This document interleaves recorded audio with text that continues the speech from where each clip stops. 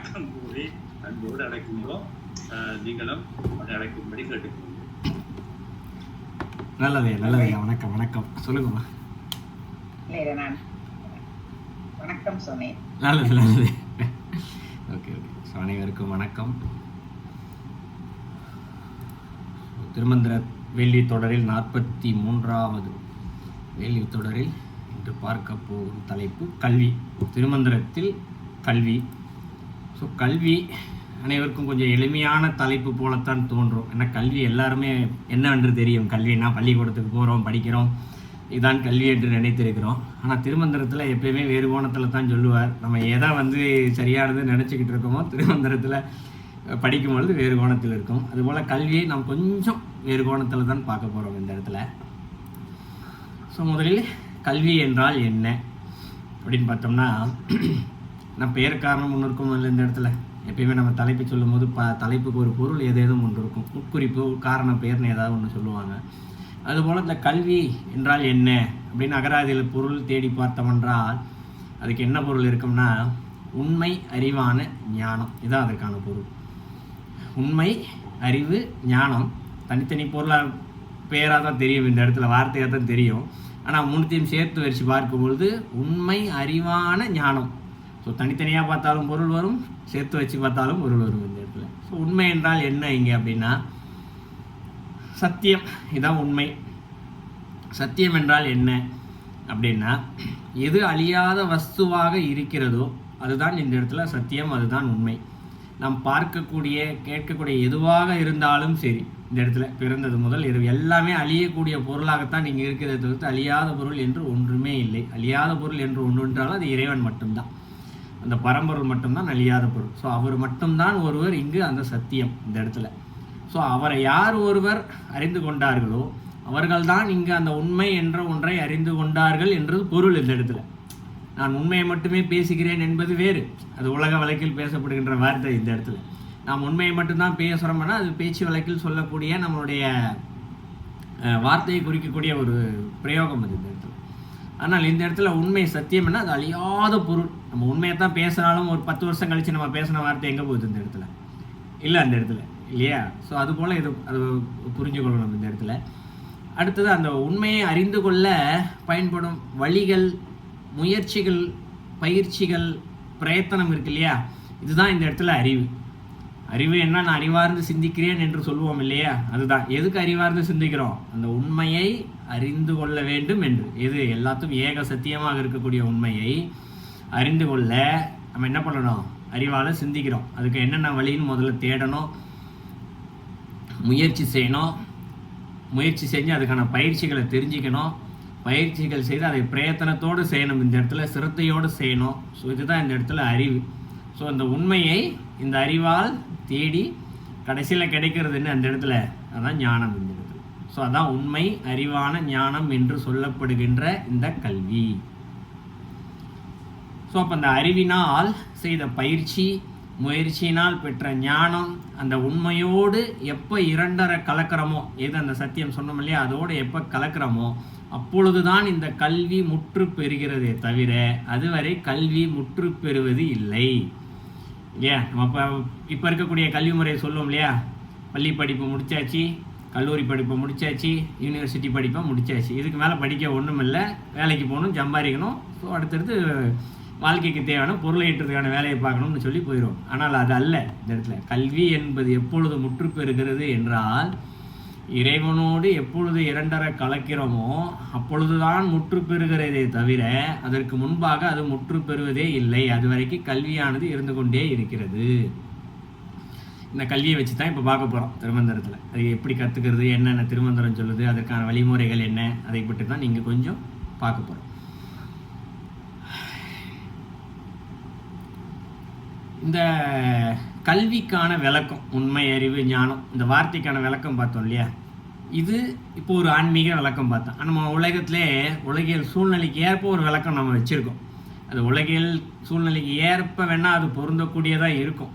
இல்லையா? காலங்காலமாக அதான் நம்பிட்டு இருக்கோம். கல்வி என்றால் என்ன? பள்ளிக்கூடத்துக்கு போகணும், புக்கு படிக்கணும், இதுதான் கல்வி அப்படின்னு நினச்சிக்கிட்டு இருக்கோம். ஒரு செயல் செய்யும்போது சரியாக செஞ்சுட்டா நல்ல அறிவாக செஞ்சிட்டோம் அப்படின்னு சொல்லிக்கிட்டு இருக்கோம். இந்த இடத்துல ஏதாவது ஒரு இடத்துல நம்ம ஒரு பேசுறது சரியானதை பேசிட்டோன்னா ஆமாம் நான் உண்மையை பேசிட்டேன், இதுதான் உண்மை நினச்சிக்கிட்டு இருக்கோம். ஸோ இப்படி உலகத்துக்கு தேவையான ஒரு வார்த்தைக்கு தான் பொருளாக வச்சுருக்கமே தவிர்த்து, ஆனால் அதற்கு உள்ளே ஒரு பொருள் இருக்கு இல்லையா? அந்த கல்விக்கு என்ற உண்டான உண்மையான ஒரு உயரிய பொருள் அது. கல்வி என்ற வார்த்தைக்கு உண்டான ஒரு மிகப்பெரிய பொருள் அது. அந்த பொருளை புரிந்து கொள்ள வேண்டும் என்பதே மிக கடினம். நம்ம அறிவை ரொம்ப ஆழமாக சிந்திச்சு இந்த உண்மை பேசி இந்த அறிவு இதெல்லாம் செய்து பயன்படுத்தினால் மட்டும்தான் அதை முழுசாக தெரிஞ்சிக்க முடியும். அது இந்த திருமந்திர பாடல்கள் எல்லாத்தையும் முழுசாக நம்ம படித்து முடிக்கும் போது தெரியும் கல்வி என்றால் இவ்வளவு பெருசாக இருக்கா அப்படின்றது நமக்கே தெரியும். ஸோ அப்படி அது தெரிவதை ஓரளவுக்கு சொல்ல முயற்சி செய்கிறோம். ஸோ இந்த கல்வி தலைப்பில் மொத்தம் ஒரு 10 பாடல் இருக்குது. 290வது பாடல்லேருந்து 299வது பாடல் வரைக்கும் இருக்குது. ஸோ திருமந்திரத்தில் பல பாடல்களில் சொல்லுவார், ஆரம்பிப்பார். என்னென்னா அது ஒரு தலைப்பு கொடுப்பார். உதாரணத்துக்கு அசபைன்னு வச்சுக்கோமே, அசபை தலைப்பு வச்சுக்கிட்டோன்னா அந்த தலைப்பு என்றால் அசபை என்றால் என்னன்னு சொல்லுவார் முதல்ல. ஏன்னா பாதி பேருக்கு அசபை என்றால் என்னன்னு தெரியாது. அசபை என்றால் என்னன்னு சொல்லுவார். அதுக்கப்புறம் அதை எப்படி பயிற்சி செய்யணும்னு சொல்லுவார். அப்புறம் பயிற்சி செய்யும்போது என்ன மாதிரியான அனுபவங்கள் கிடைக்குதுன்னு சொல்லுவார். அப்புறம் அனுபவம் கிடைச்சோடனே அதன் வழியாக எப்படி இறைவனை அடைவது, இல்லை மரணமில்லா பெருவாழ்வை பெறுவது எப்படி, அமரர் நிலையை பெறுவது எப்படி, ஸோ ஞான நிலையை பெறுவது, இப்படியே அதை சொல்லி முடிப்பார் அந்த தலைப்பு. ஆனால் இந்த கல்வி தலைப்பில் எடுத்தோடனே ஞானத்துலேருந்து தான் ஆரம்பிக்கவே செய்கிறார் இந்த இடத்துல. அதனால் ஒரு சின்ன முன்னுரை மாதிரி கொஞ்சம் பார்த்துருவோம் இந்த இடத்துல. ஸோ ஒரு எங்கே இறுதி பாடல் பார்த்தோம்னா அந்த கல்வி தலைப்போட இறுதி பாடலில், ஏன்னா கல்வினா என்னன்னு தெரிஞ்சுக்கணும் அப்படின்னா இறுதி பாடலை படித்தா தெரிஞ்சுக்கலாம் கல்வி என்றால் என்னன்னு. கடலுடையான் மலையான் 5 பூதத்து உடலுடையான் பல ஊழிதொரு ஊழி அடல் விடையேறும் அமரர்கள் நாதன் இடமுடையார் நெஞ்சத்தில் இருந்தானே அப்படின்னு ஒரு பாடல் இருக்குது, இறுதி பாடல் கல்வி தலைப்பில். ஸோ மொத்த கடல் இருக்குது. கடலை கடலுடைய அளவை அறிவியல் விதமாக வேணால் விஞ்ஞானிகள் ஆய்வு செஞ்சு இவ்வளோ ஆழம் இருக்குது, இவ்வளோ நீளம் இருக்குது அப்படின்னு ஒரு குறிப்பிட்டு சொல்லிடுவாங்க. ஆனால் அதை நம்மளால் கற்பனை செஞ்சு பார்த்தா எவ்வளோ பிரம்மாண்டம். இந்த மொத்த உலகத்தில் 4/3 பங்கு நீர் தான் இருக்குது இல்லையா? அப்போ அவ்வளோ உலகத்தையும் ஒருத்தர் உள்ளே வச்சுருக்கார், தனக்குள்ளே வச்சுருக்கார். மலைகளுடைய அளவை கற்பனை செய்து பாருங்கள். இன்றைக்கும் இமயமலைக்கு மேலே உச்சிக்கெலாம் ஏறவே முடியல. இன்றைக்கி சிகரங்கள் மேலே தான் ஏறுறாங்களே தவிர்த்து, அதையே சாதனையாக சொல்கிறாங்களே தவிர்த்து இமயமலை மேலே கூட ஏற முடியல. இமயமலையை விட பெரிய மலைகள்லாம் கடலுக்குள்ளே இருக்கிறதா விஞ்ஞானிகளே சொல்கிறாங்க இந்த இடத்துல. ஸோ அவ்வளவு மலைகளையும் தனக்குள்ளே வச்சுருக்காரு இந்த இடத்துல ஒருத்தர். 5 பூதங்களின் தனது உடலாகவே வச்சுருக்காரு இந்த இடத்துல. ஒவ்வொரு ஊழிதோறும் நடக்குது, மொத்தத்தையும் தன்னோட ஒடுக்குறார். அண்ட சராசரங்களே, இந்த உலகம் மட்டும் இல்லை, 7-14 உலகம் அண்ட சராசரம் எல்லாத்தையுமே ஒடுக்குறார். தர்மத்தின் உருவமாக நிற்கிறார் இந்த இடத்துல. இறப்பில்லா நிலையை இறைநிலையை பெற்ற அமரர்கள் எல்லாவற்றிற்கும் நாதமாக இருக்கிறார். ஸோ அப்போ இறைவனை கற்பனை செஞ்சு பாருங்கள். அவருடைய அளவுகோலை மனித அறிவுக்கு எட்டாதது. இந்த கணக்கில் பார்க்கும்போது பல எண்களை பார்த்தா கம்ப்யூட்டரே கன்ஃபியூஸ் ஆகிடுச்சின்னு சொல்லுவாங்க. அதுபோல் இவரை வச்சு அவருடைய அளவை யோசித்தோம்னா நம்ம கற்பனைக்கு எட்டாது. அப்படிப்பட்ட இறைவன் இந்த கல்வி என்ற ஒன்றை சரியாக பயன்படுத்தி கற்கும் பொழுது நமது நெஞ்சத்தில் வீட்டிருக்கார். இறுதி பாடல் அழகாக முடிச்சிருவார். இடமுடையார் நெஞ்சத்தில் இருந்தானே. யார் இடமுடையார்? கல்வி என்ற ஒன்றை கற்று அதன் வழியாக நெஞ்சத்தில் அந்த இடத்த யார் வைக்கிறாங்களோ, இவ்வளோட நெஞ்சம் இவ்வளோதான், அதுக்குள்ளே உட்கார்ந்துறாராம். ஸோ இதான் அந்த இறுதி பாடலில் முடிப்பார். ஸோ இப்படி அந்த கல்வியை கற்று அதன் பலனாக அந்த இறைவனை யார் ஒருவர் தனக்குள் தனது நெஞ்சத்தில் வைத்திருக்கிறார்களோ அவர்கள்தான் இங்கு கல்வி கற்றவர்கள் ஆவார்கள். நம்ம பள்ளியில் படிச்சுக்கிட்டு இருக்கோம் இல்லையா, இந்த கல்வி ஒன்று. ஆனால் உண்மை கல்வி என்ற ஒன்று இருக்குது. அந்த கல்வியில் யார் ஒருவர் பட்டம் பெறுகிறார்களோ பட்டத்தின் பலன் என்ன? இப்போ இறைவனுடைய அளவுகள் சொன்னோம் பாருங்கள். அந்த இறைவன் நம்ம நெஞ்சத்தில் குடியிருக்க. அப்போ என்ன பொருள்? நம்ம சொல்லப்படுகின்ற இந்த கடல், மலைகள், 5 பூதங்கள் எல்லாம் நமக்குள்ளே அடங்கி போயிடுது இந்த இடத்துல. ஸோ அதுதான் அந்த இடத்துல கல்வியினுடைய உச்சம். அதைத்தான் சொல்கிறாரு. ஸோ இப்போ அந்த கல்வியை நாம் எப்படி கற்றுக்கொள்வது? அடுத்தது இதுக்கு போகிறோம் இப்போ இந்த இடத்துல. ஸோ எடுத்தவனே அந்த கல்வியை கற்க வேண்டும் என்றால் முதல்ல சின்ன கல்வியை கற்கணும். நம்ம யூனிவர்சிட்டி படிக்கணும் அப்படின்னு நினச்சோம் அப்படின்னா முதல்ல என்ன பண்ணணும்? மேல் படிப்பு படிக்கணும். அதற்கு முன்பாக இந்த இடத்துல நடுநிலை படிப்பு படிக்கணும். அதற்கு முன்பாக அது கீழ்நிலை படிப்புன்னு சொல்லுவாங்க. இந்த 1ஆம் வகுப்பு, எல்கேஜி, யூகேஜி, 1ஆம் வகுப்பு, அதெல்லாம் அந்த படிப்பு படிக்கணும். அதுபோல் இருக்கக்கூடிய படிப்பு தான் நம்ம ஆரம்பிக்க முடியும். ஸோ அதுபோல் இருக்க படிப்பை எங்கே அப்படின்னு பார்க்கும்போது நம்ம சராசரியாக இப்போ கற்றுக்கொண்டிருக்கக்கூடிய அந்த கல்வியை தான் சொல்லணும். நம்ம ஸ்கூலுக்கு போகிறோம், படிக்கிறோம் இல்லையா, அதுவும் கல்விதான். அதே நேரத்தில் காலை முதல் இரவு வரை நம்மளுடைய ஒவ்வொரு வினாடியும் சில அனுபவங்களை பெறுகிறோம் இல்லையா, இதுவும் கல்விதான். அது திருமந்திரத்திலே சொல்கிறார் ஒரு பாடத்தில், பின்னாடி வரும்போது பார்ப்போம் இப்போ இல்லையா. படிப்புன்றது புக்கை வச்சு படிக்கிறது மட்டும் அல்ல, அதுவும் கல்விதான். அதையும் இன்னொரு பாடலில் சொல்கிறாரு, ஒரு நூல் ஏறி ஏற மாட்டாதன்னு ஒரு பாடலில் சொல்கிறார். புத்தகத்தை பார்த்து படிக்கிறதையும் கல்வின்னு சொல்கிறார். அதே நேரத்தில் காலை முதல் இரவு வரை அனுபவிக்கக்கூடிய ஒவ்வொரு வினாடியில் வரக்கூடிய அனுபவங்கள், ஒவ்வொரு வினாடியில் வரக்கூடிய சிந்தனைகள், இதிலெல்லாம் கூட கல்விகள் இருக்கிறது, அதிலெல்லாம் கற்றுக்கோங்க அப்படிங்கிறார். ஸோ அப்போ முதல்ல நம்ம படிப்பு கல்வியிலேருந்து வரோம், இந்த இடத்துல ஆரம்பிப்போம். நம்ம இப்போது பள்ளிக்கு போகிறோம், இல்லை ஒரு குழந்தைங்களை சேர்க்குறோம். இந்த இடத்துல அங்கே என்ன பண்ணுறாங்க, ஒரு பாட புத்தகங்கள் கொடுக்குறாங்க. ஸோ புத்தகத்தை வாங்கி மாணவர்கள் படிக்கிறாங்க. ஸோ அங்கே ஆசான் ஒருத்தர் இருப்பார், ஆசிரியர். அவர் என்ன பண்ணுவார், சொல்லிக் கொடுப்பார். புத்தகத்தில் என்ன இருக்கோ அதை அப்படியே சொல்லிக் கொடுப்பார். இது எல்லாமே என்ன ஆகும், கல்வி. இப்போ ஏட்டுக்கல்வின்னு சொல்லுவோம். இந்த கல்வியெல்லாம் என்ன ஆகும், உள்ளே போகுது. ஏன்னா புத்தகத்தில் இருக்கிறது எல்லாமே படிச்சுக்கிட்டே இருக்காங்க, ஆசிரியர் சொல்லிக் கொடுக்கறதை கேட்டுக்கிட்டே இருக்காங்க. ஸோ காது வழியாகவும், கண்கள் பார்த்து படிப்பதன் வழியாக, மனனம் செய்வதன் வழியாகவும், வாய் வழியாக சத்தம் போட்டு படிப்பதன் வழியாகவும் என்ன பண்ணுது, உடம்புக்கு உள்ளே போய்கிட்டே இருந்தது. அது எந்த படிப்பாக இருந்தாலும் சரி, தமிழாக இருந்தாலும், கணக்கு, வரலாறு, ஓவியல், அறிவியல், ஆங்கிலம் எதாக இருந்தாலும் சரி, அது என்ன ஆகுது, இந்த இடத்துல உள்ளே போய்கிட்டே இருக்குது. உள்ளே போனோடனே என்ன ஆகுது, திருப்பி அதே கல்வி வெளியில் வருதா இந்த இடத்துல? இல்லை. அவர் படிச்சுட்டார். படித்து முடித்தோடனே என்ன ஆகும், படித்த கல்வியின் வழியாக நான் படிச்சிருக்கேன் அப்படின்னா ஒரு செயல் செய்வார் இல்லையா, தன்னுடைய அறிவியில் தான் செய்வார். இந்த இடத்துல நான் இதை படித்தேன், புத்தகத்தில் இப்படி தான் போட்டிருக்கேன், அதனால் இப்படி தான் செய்வேன் அப்படின்னு சொல்லி செய்ய மாட்டார். சூழ்நிலைக்கு ஏற்றார் போல் ஒரு செயலை செய்து முடிப்பார். ஸோ இதுதான் இந்த இடத்துல அறிவு. ஸோ கல்வி என்ற ஒன்று உள்ளே செல்கிறது. அந்த கல்வி உள்ளே சென்று ஒரு பல பொருளை மிக்சியில் போட்டு அரைச்சோடனே பொருள் மாறி போகுது இல்லையா, அந்த மாதிரி பல வகையான கல்விகள் உள்ளே சென்றதும் அது என்ன செய்யுது, உள்ளா சேர்ந்து வெளியிலே வரும்போது அறிவாக வெளியே வருகிறது. ஸோ வெளியில் வர்றது இந்த இடத்துல. ஸோ சிந்தனையாக வெளியே வருவது அறிவு. ஸோ சில சின்ன பசங்கள்லாம் பேச்சு வழக்கில் சொல்லுவோம் இல்லையா, ரொம்ப அறிவார்ந்து பேசுகிறான். சின்ன பசங்க இப்போலாம் கொஞ்சம் ரொம்பவே தெளிவாக இருக்காங்க. அவர்களாம் ரொம்ப எதை பேசினாலும் சரிக்கு சரி பேசி பதில் கொடுக்குறாங்க. ஏன்னா இன்றைக்கி டெக்னாலஜி, மீடியாலாம் நிறைய சொல்லி கொடுக்குது. இந்த வயசில் இவ்வளோ விஷயம் தெரிஞ்சு வச்சுருக்கியப்பான்னு சில நேரங்களில் நம்ம ஆச்சரியப்படக்கூடும். எப்படி கற்றுக்கிட்டாங்க இதெல்லாம்? ஆசிரியர் வந்து சொல்லிக் கொடுக்குறத அவங்க பேசுகிறாங்களா இந்த இடத்துல இல்லையா? ஆசிரியர் இப்படி உங்கள் வீட்டிற்கு வந்து ஒரு பெரியவர் கேள்வி கேட்பார், உங்கள் தாய் தந்தை இப்படி கேள்வி கேட்பார்கள், நீங்கள் இப்படி பதில் சொல்ல வேண்டும் சொல்லிக் கொடுக்குறாரு. அவர் ஒன்றும் சொல்லிக் கொடுக்குறது இல்லை, புத்தகத்தில் இருக்கிறது சொல்லிக் கொடுக்குறாரு. இவங்க டிவி பார்க்குறாங்க, ஏதோ ஒரு மீடியா ஏதோ ஒன்று பார்க்குற, ஃபோன் பார்க்குறாங்க. அதை பார்த்து இவர்களுக்குள்ளே சென்ற அனைத்துமே சென்று அவருடைய அறிவாக வெளியே வருகிறது. அதைத்தான் பார்த்து சில நேரங்களில் ஆச்சரியப்படும். ஓ, அறிவார்னு இந்த பையன் செய்கிறான், இந்த இடத்துல நல்லா இருக்கா, சரி நல்லா வருவேன் அப்படின்னு ஒரு வாழ்த்துவோம் இந்த இடத்துல இல்லையா? ஸோ முதலில் கல்வி, அந்த கல்வி ஏட்டுக்கல்வியாக இருந்தாலும் சரி, உள்ளே செல்லும் கல்வியாக இருந்தாலும் சரி, உள்ளே சென்று பின்பு அது நம்மளுடைய சிந்தனையின் வழியாக வெளியே வருவது இங்கு அறிவு. ஸோ கல்வியின் பலன் அறிவு, கல்வியின் பலன் அறிவு. ஸோ நல்ல அறிவை எது கொடுக்கிறதோ அதுதான் நாங்கள் கல்வி இல்லையா? நிறைய ஒருத்தர் படிச்சிருக்காரு, படித்து முடிச்சுட்டு திருடுனார்னு வச்சுக்குவோம், தப்பு செய்தார், ஏதோ ஒன்று செய்தார்னு வச்சுக்குவோம். அப்போ அவர் கற்ற கல்வினால் என்ன பயன்? ஒரு பயனும் இல்லை இந்த இடத்துல. அவருக்கு அறிவே கிடையாது இந்த இடத்துல இல்லையா? ஸோ அதனால் எது ஒன்று நல்ல அறிவை கொடுக்கிறதோ அதுவே கல்வி. ஸோ இப்போ அந்த இடத்துல அறிவு வந்துடுச்சு இல்லையா? கல்வியின் பலன் அறிவு. ஸோ அறிவு வந்துடுச்சு. அறிவு வந்தவொடனே அது என்ன பண்ணணும்? சிந்தித்து செயல்படணும். அப்போ சிந்தித்து செயல்படும் பொழுது அறிவின் பலன் என்ன? அடுத்த கேள்வி. கல்வியின் பலன் அறிவு வந்துடுச்சு, அறிவின் பலன் என்ன அப்படின்னு பார்த்தோம்னா அறிவின் பலன் இங்கு ஒழுக்கம். யார் ஒருவர் ஒழுக்கத்தோடு இருக்கிறாரோ அவர்தான் இங்கு அறிவார்ந்தவர். ஒழுக்கம் இல்லாமல் ஒருவர் இருந்தார் என்றால் அவர் அங்கே அறிவார்ந்தவர் என்று யாராவது சொல்லுவாங்களா? கல்வி கற்றவர் என்று சொல்லுவாங்களா? நிச்சயமாக சொல்ல மாட்டாங்க. ஸோ இப்போ இந்த இடத்துல என்ன ஆகுது? அறிவின் பலம் ஒழுக்கம். அடுத்த கேள்வி, ஒழுக்கம் என்றால் என்ன அப்படின்னு ஒரு வார்த்தை. ஒழுக்கம்னா இங்கே பொய் பேசாமல் இருப்பது ஒழுக்கமா? போதை வஸ்துக்களை உபயோகிக்காமல் இருப்பது ஒழுக்கமா?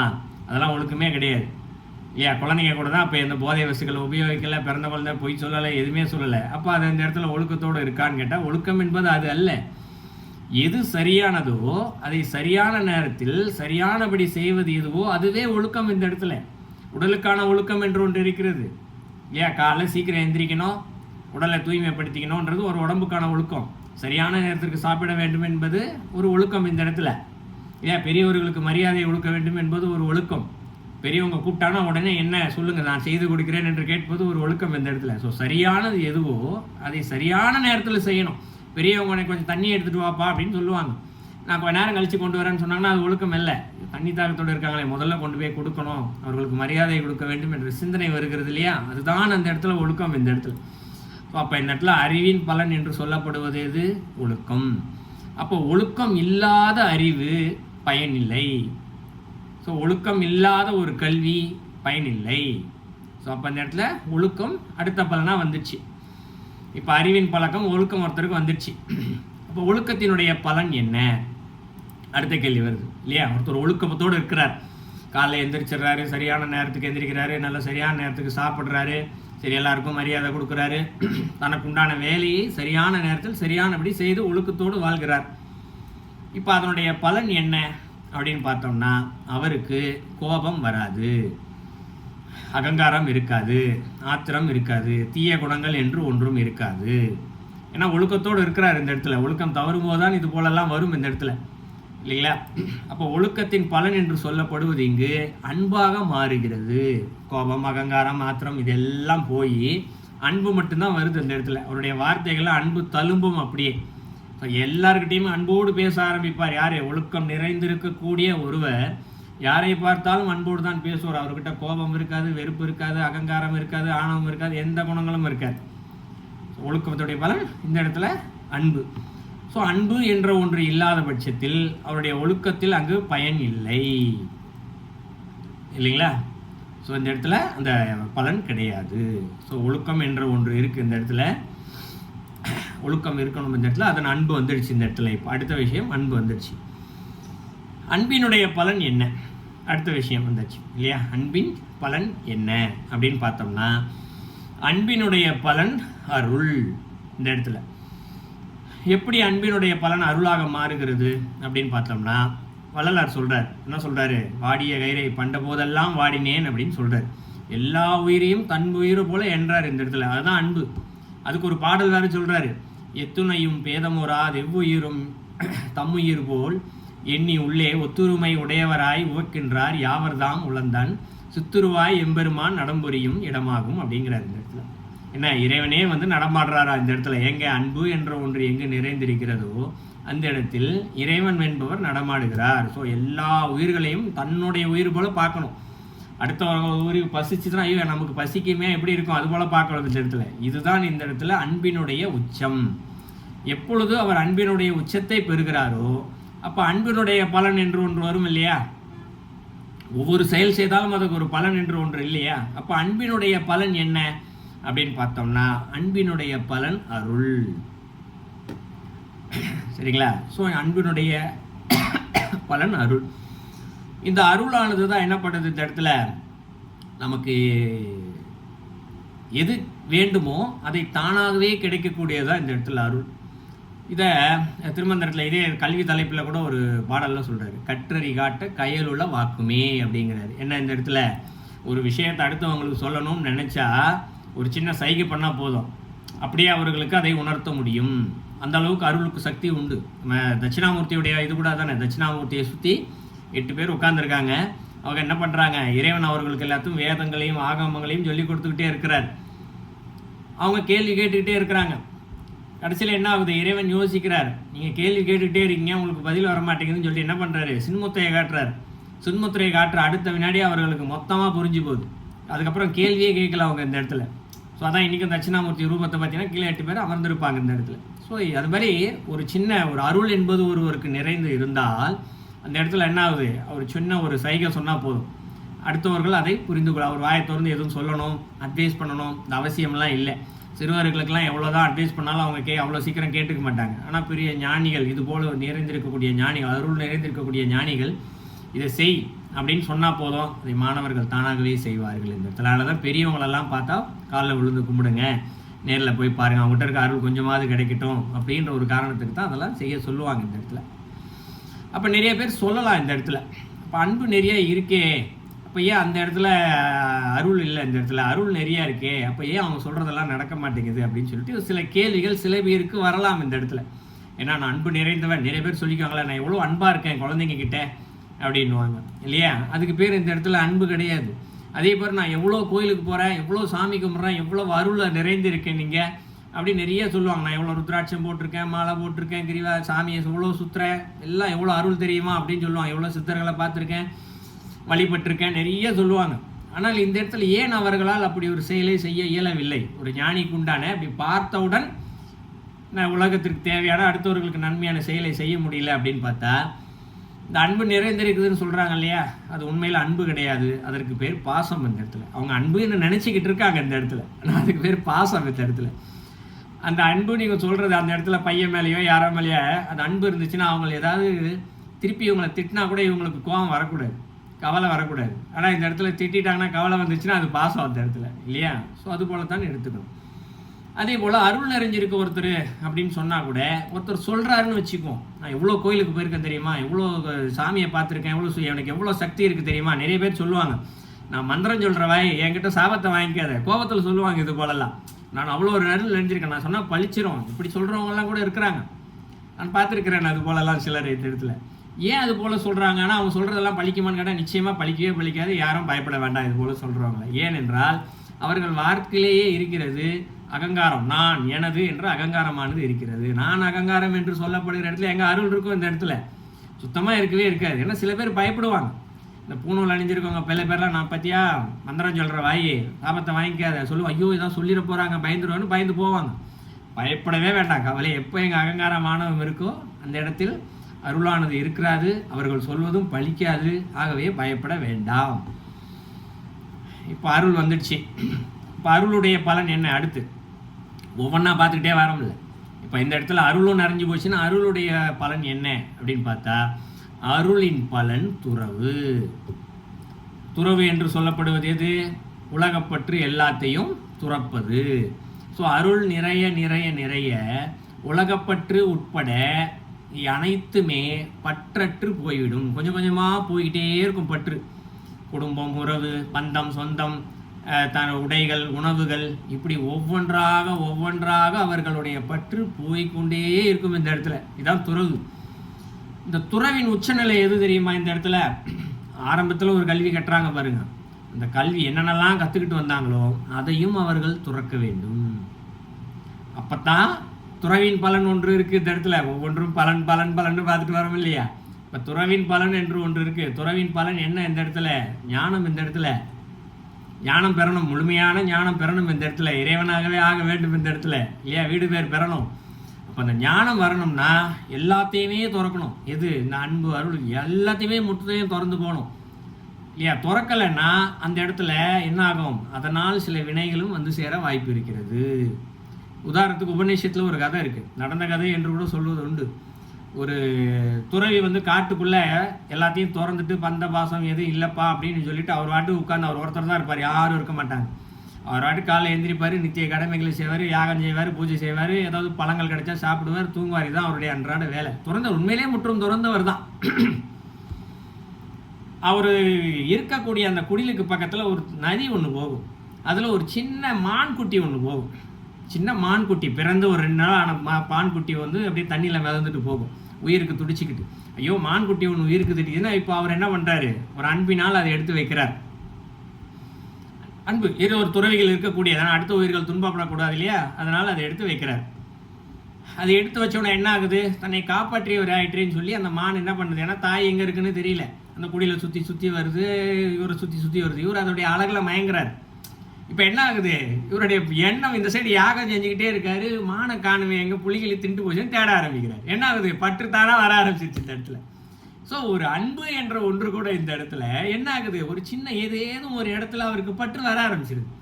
ஸோ இறைவனோட சோதனை தான் இது எல்லாமே. ஸோ ஒவ்வொரு இடத்துலையும் ஒவ்வொருடைய பலன்களை பெறும் பொழுதும் இல்லை பலன்களை பெற்றதுமே இறைவன் ஒரு சோதனை வைப்பார்.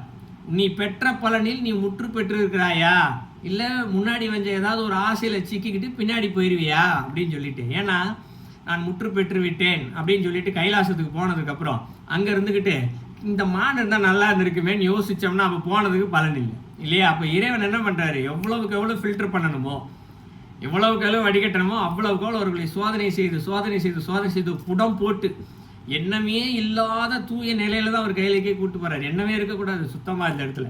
எண்ணம் இருந்தால் தானே இந்த இடத்துல அன்பு எல்லாமே வருது இந்த இடத்துல. ஸோ இந்த இடத்துல துறவு என்ற நிலையிலேயே இந்த அருள் அன்பு இதை கூட துறந்துடணும் இந்த இடத்துல. இதையும் துறந்த நிலையில் தான் அவர் ஞானத்தை பெறுகிறார் இந்த இடத்துல. முழுமையான ஞானம் இந்த இடத்துல, முற்றிலும் ஞானம். இப்போ பலர் கேட்கலாம், ஞானிகள்லாம் இங்கே அன்பு நிறைந்து தானே இருக்கிறாங்க அப்படின்னு ஒரு கேள்வி வரலாம். அப்படி ஒரு கேள்வி உண்மைதான், ஒரு பக்கம் அதை எடுத்துக்கலாம். ஏன்னா அவங்க அந்த அன்பு அருளை தாண்டி தான் இந்த ஞானிகள் என்ற நிலையை பெற்றிருக்கிறாங்க. இப்போ ஒரு அம்மாவுக்கு குழந்தை மேலே அன்பு இருக்குன்னு வச்சுக்குவோம் இல்லையா? இப்போ குழந்தை கஷ்டப்படுதுன்னா உடனே என்ன பண்ணுவாங்க இந்த இடத்துல? அதோடைய கஷ்டத்தை போக்க என்ன செய்யணுமோ அதை செய்வாங்க. இப்போ நாமெல்லாம் குழந்தைகள்லாம் ஞானி அவங்க அம்மா மாதிரி தானே இருக்கிறார். இறைநிலையை அடைந்த ஒரு ஞானி அம்மா தாய் நிலையில் தானே இருக்கார். அப்போ துன்பத்திலெல்லாம் போக்கணும்ல. சாமி திருமணம் நடக்கல, அது நடக்கல, இது நடக்கலாம் போய் என்ன பண்ணுவார்? இப்படி அருளாசி கையை மட்டும் காட்டிட்டு போயிடுவார். வேற ஒன்றும் செய்ய மாட்டார். உனக்கு என்ன விதிக்கப்பட்டிருக்கோ அதன்படி உனக்கு நடக்கும் சொல்லிட்டு போயிடுறாரு. அவர் எல்லா துன்பத்தையும் போக்கிடலாம்ல அம்மா மாதிரி இருந்து இந்த இடத்துல. அவர் கிடையாது, உன் விதிப்படி உனக்கு நடக்கும், உலக செயல் எதுவோ அதன்படியே உனக்கு நடக்கும் என்று அவர் என்ன பண்ணுவார் இந்த இடத்துல? ஞான நிலையில் தான் பார்ப்பாரே தவிர்த்த வேறு நிலையில் பார்க்க மாட்டார் இந்த இடத்துல. அப்போ ஏன் ஞானிகிட்ட போனோம்? அடுத்த கேள்வி வருது. ஞானிகிட்ட போனோம்னா சில துன்பங்கள் குறையும். எப்படி அப்படின்னு பார்த்தோம்னா, இப்போ நம்ம பல பாவ மூட்டைகளை கையில் வச்சுருக்கோம் இல்லையா? பல பாவ மூட்டைகளை வச்சுருக்கோம். இதெல்லாம் ஒரு சில்லறைக்கு ஒரு ஊமையாக பார்ப்போம். ஒரு சில்லறை காசு மாதிரி வச்சுக்குவோம். ஒரு ₹1 காயின், ₹2 காயின் இருக்குல்ல, ஒரு ₹1000 ₹10,000 இருக்குன்னு வச்சுக்குவோம். எவ்வளோ ஒரு மூட்டை நிறையா வரும். தூக்க முடியுமா நம்மளால்? தூக்க முடியாது. துன்பப்பட்டுக்கிட்டு கஷ்டப்பட்டுக்கிட்டே இருப்போம். அதை தான் தூக்கிட்டே திரியிறோம் இன்னைக்கு. இப்போ ஞானிகிட்ட போகும்போது என்ன பண்ணுவார்? இப்படி பார்ப்பார். ஸோ அவனுக்கு புண்ணிய பலன் ஏதாவது இருந்துச்சுன்னா அந்த சில்லறை காயினை அவர் வாங்கிக்குவார், நோட்டாக திருப்பி கொடுத்துருவார். ₹10,000 சில்லறையை வாங்கிட்டு நோட்டாக திருப்பி கொடுத்துருவார். அப்போது பாவ மூட்டை நம்மகிட்ட தான் இருக்குது. ஆனால் என்ன இருக்குது? வெயிட்டாக இல்லை, இப்போது நோட்டு லேசாக இருக்குது. ஸோ என்ன பண்ணுவோம்? அதை எளிமையாக கடந்து சென்று விடுவோம். ஸோ எளிமையாக பாவ மூட்டைகள்லாம் கழித்து கடந்துட்டு போனோம்னா சீக்கிரத்தில் இறைவன்ட்டு போயிடலாம். அப்போ ஞானி என்ன பண்ணுறாரு? இறைவனை போகிறதுக்கு தான் அங்கே வழியை காட்டு, சீக்கிரம் வினையை தீர்த்துட்டு வரதான் வழிகாட்ட, வினையெல்லாம் அவர் அழிக்கலை இந்த இடத்துல. ஸோ இதுதான் ஞானிகளுக்கு உண்டான நிலை இந்த இடத்துல. ஏன் அவர்கள் அப்படி இருந்தால்தான் அந்த இடத்துல ஞானத்தினுடைய பலன் ஒன்று இருக்குது. அது என்னது? அதுதான் வீடு பேறு இறுதி நிலை, இறைவனோடு இரண்டரை கலப்பது. இந்த இடத்துல ஒரு ஞானி இருந்துக்கிட்டு இவனுடைய பக்தன், இவனை சார்ந்து இருப்பவன், இவனுக்கு மட்டும் நான் நல்லா நிறைய செய்யணும் அப்படின்ற ஒரு சிந்தனையிலே போச்சுன்னா அதில் ஒரு பற்று வந்துடும் இந்த இடத்துல. நிச்சயமாக வந்துடும் ஞான நிலையில். ஸோ இந்த இடத்துல ஞானம் நிலை என்று சொல்லப்படுவது ஞானி. துறவின் பயன் ஞானம், ஞானத்தின் பயன் இங்கு வீடு பேறு. ஸோ கல்வியின்னு ஆரம்பித்தோம். ஒவ்வொன்றாக பார்த்து கடைசியில் கல்வியின் பலன் எங்கே வந்து நிற்கிது? வீடு பேறு, இறைவனோடு இரண்டரை கலக்கும் நிலையை அது கொடுக்கிறது இந்த கல்வியானது. ஸோ இந்த இறைவனை தொழாதவன் எவ்வளவு கற்றும் இல்லையா? இன்றைக்கி நிறைய பேர் படிச்சிருக்காங்க, யூனிவர்சிட்டியை பெரிய பெரிய படிச்சு நான் எவ்வளோ பெரிய படிப்பு படிச்சிருக்கேன் தெரியுமா அப்படின்னு சொல்கிறவங்களாம் இருக்கிறாங்க. அவர்கள் இறைவனை தொழவில்லை என்றால், இறைவனை சரணடையவில்லை என்றால் அவர்கள் எந்த கல்வி கற்றும் அது பயன் அல்ல.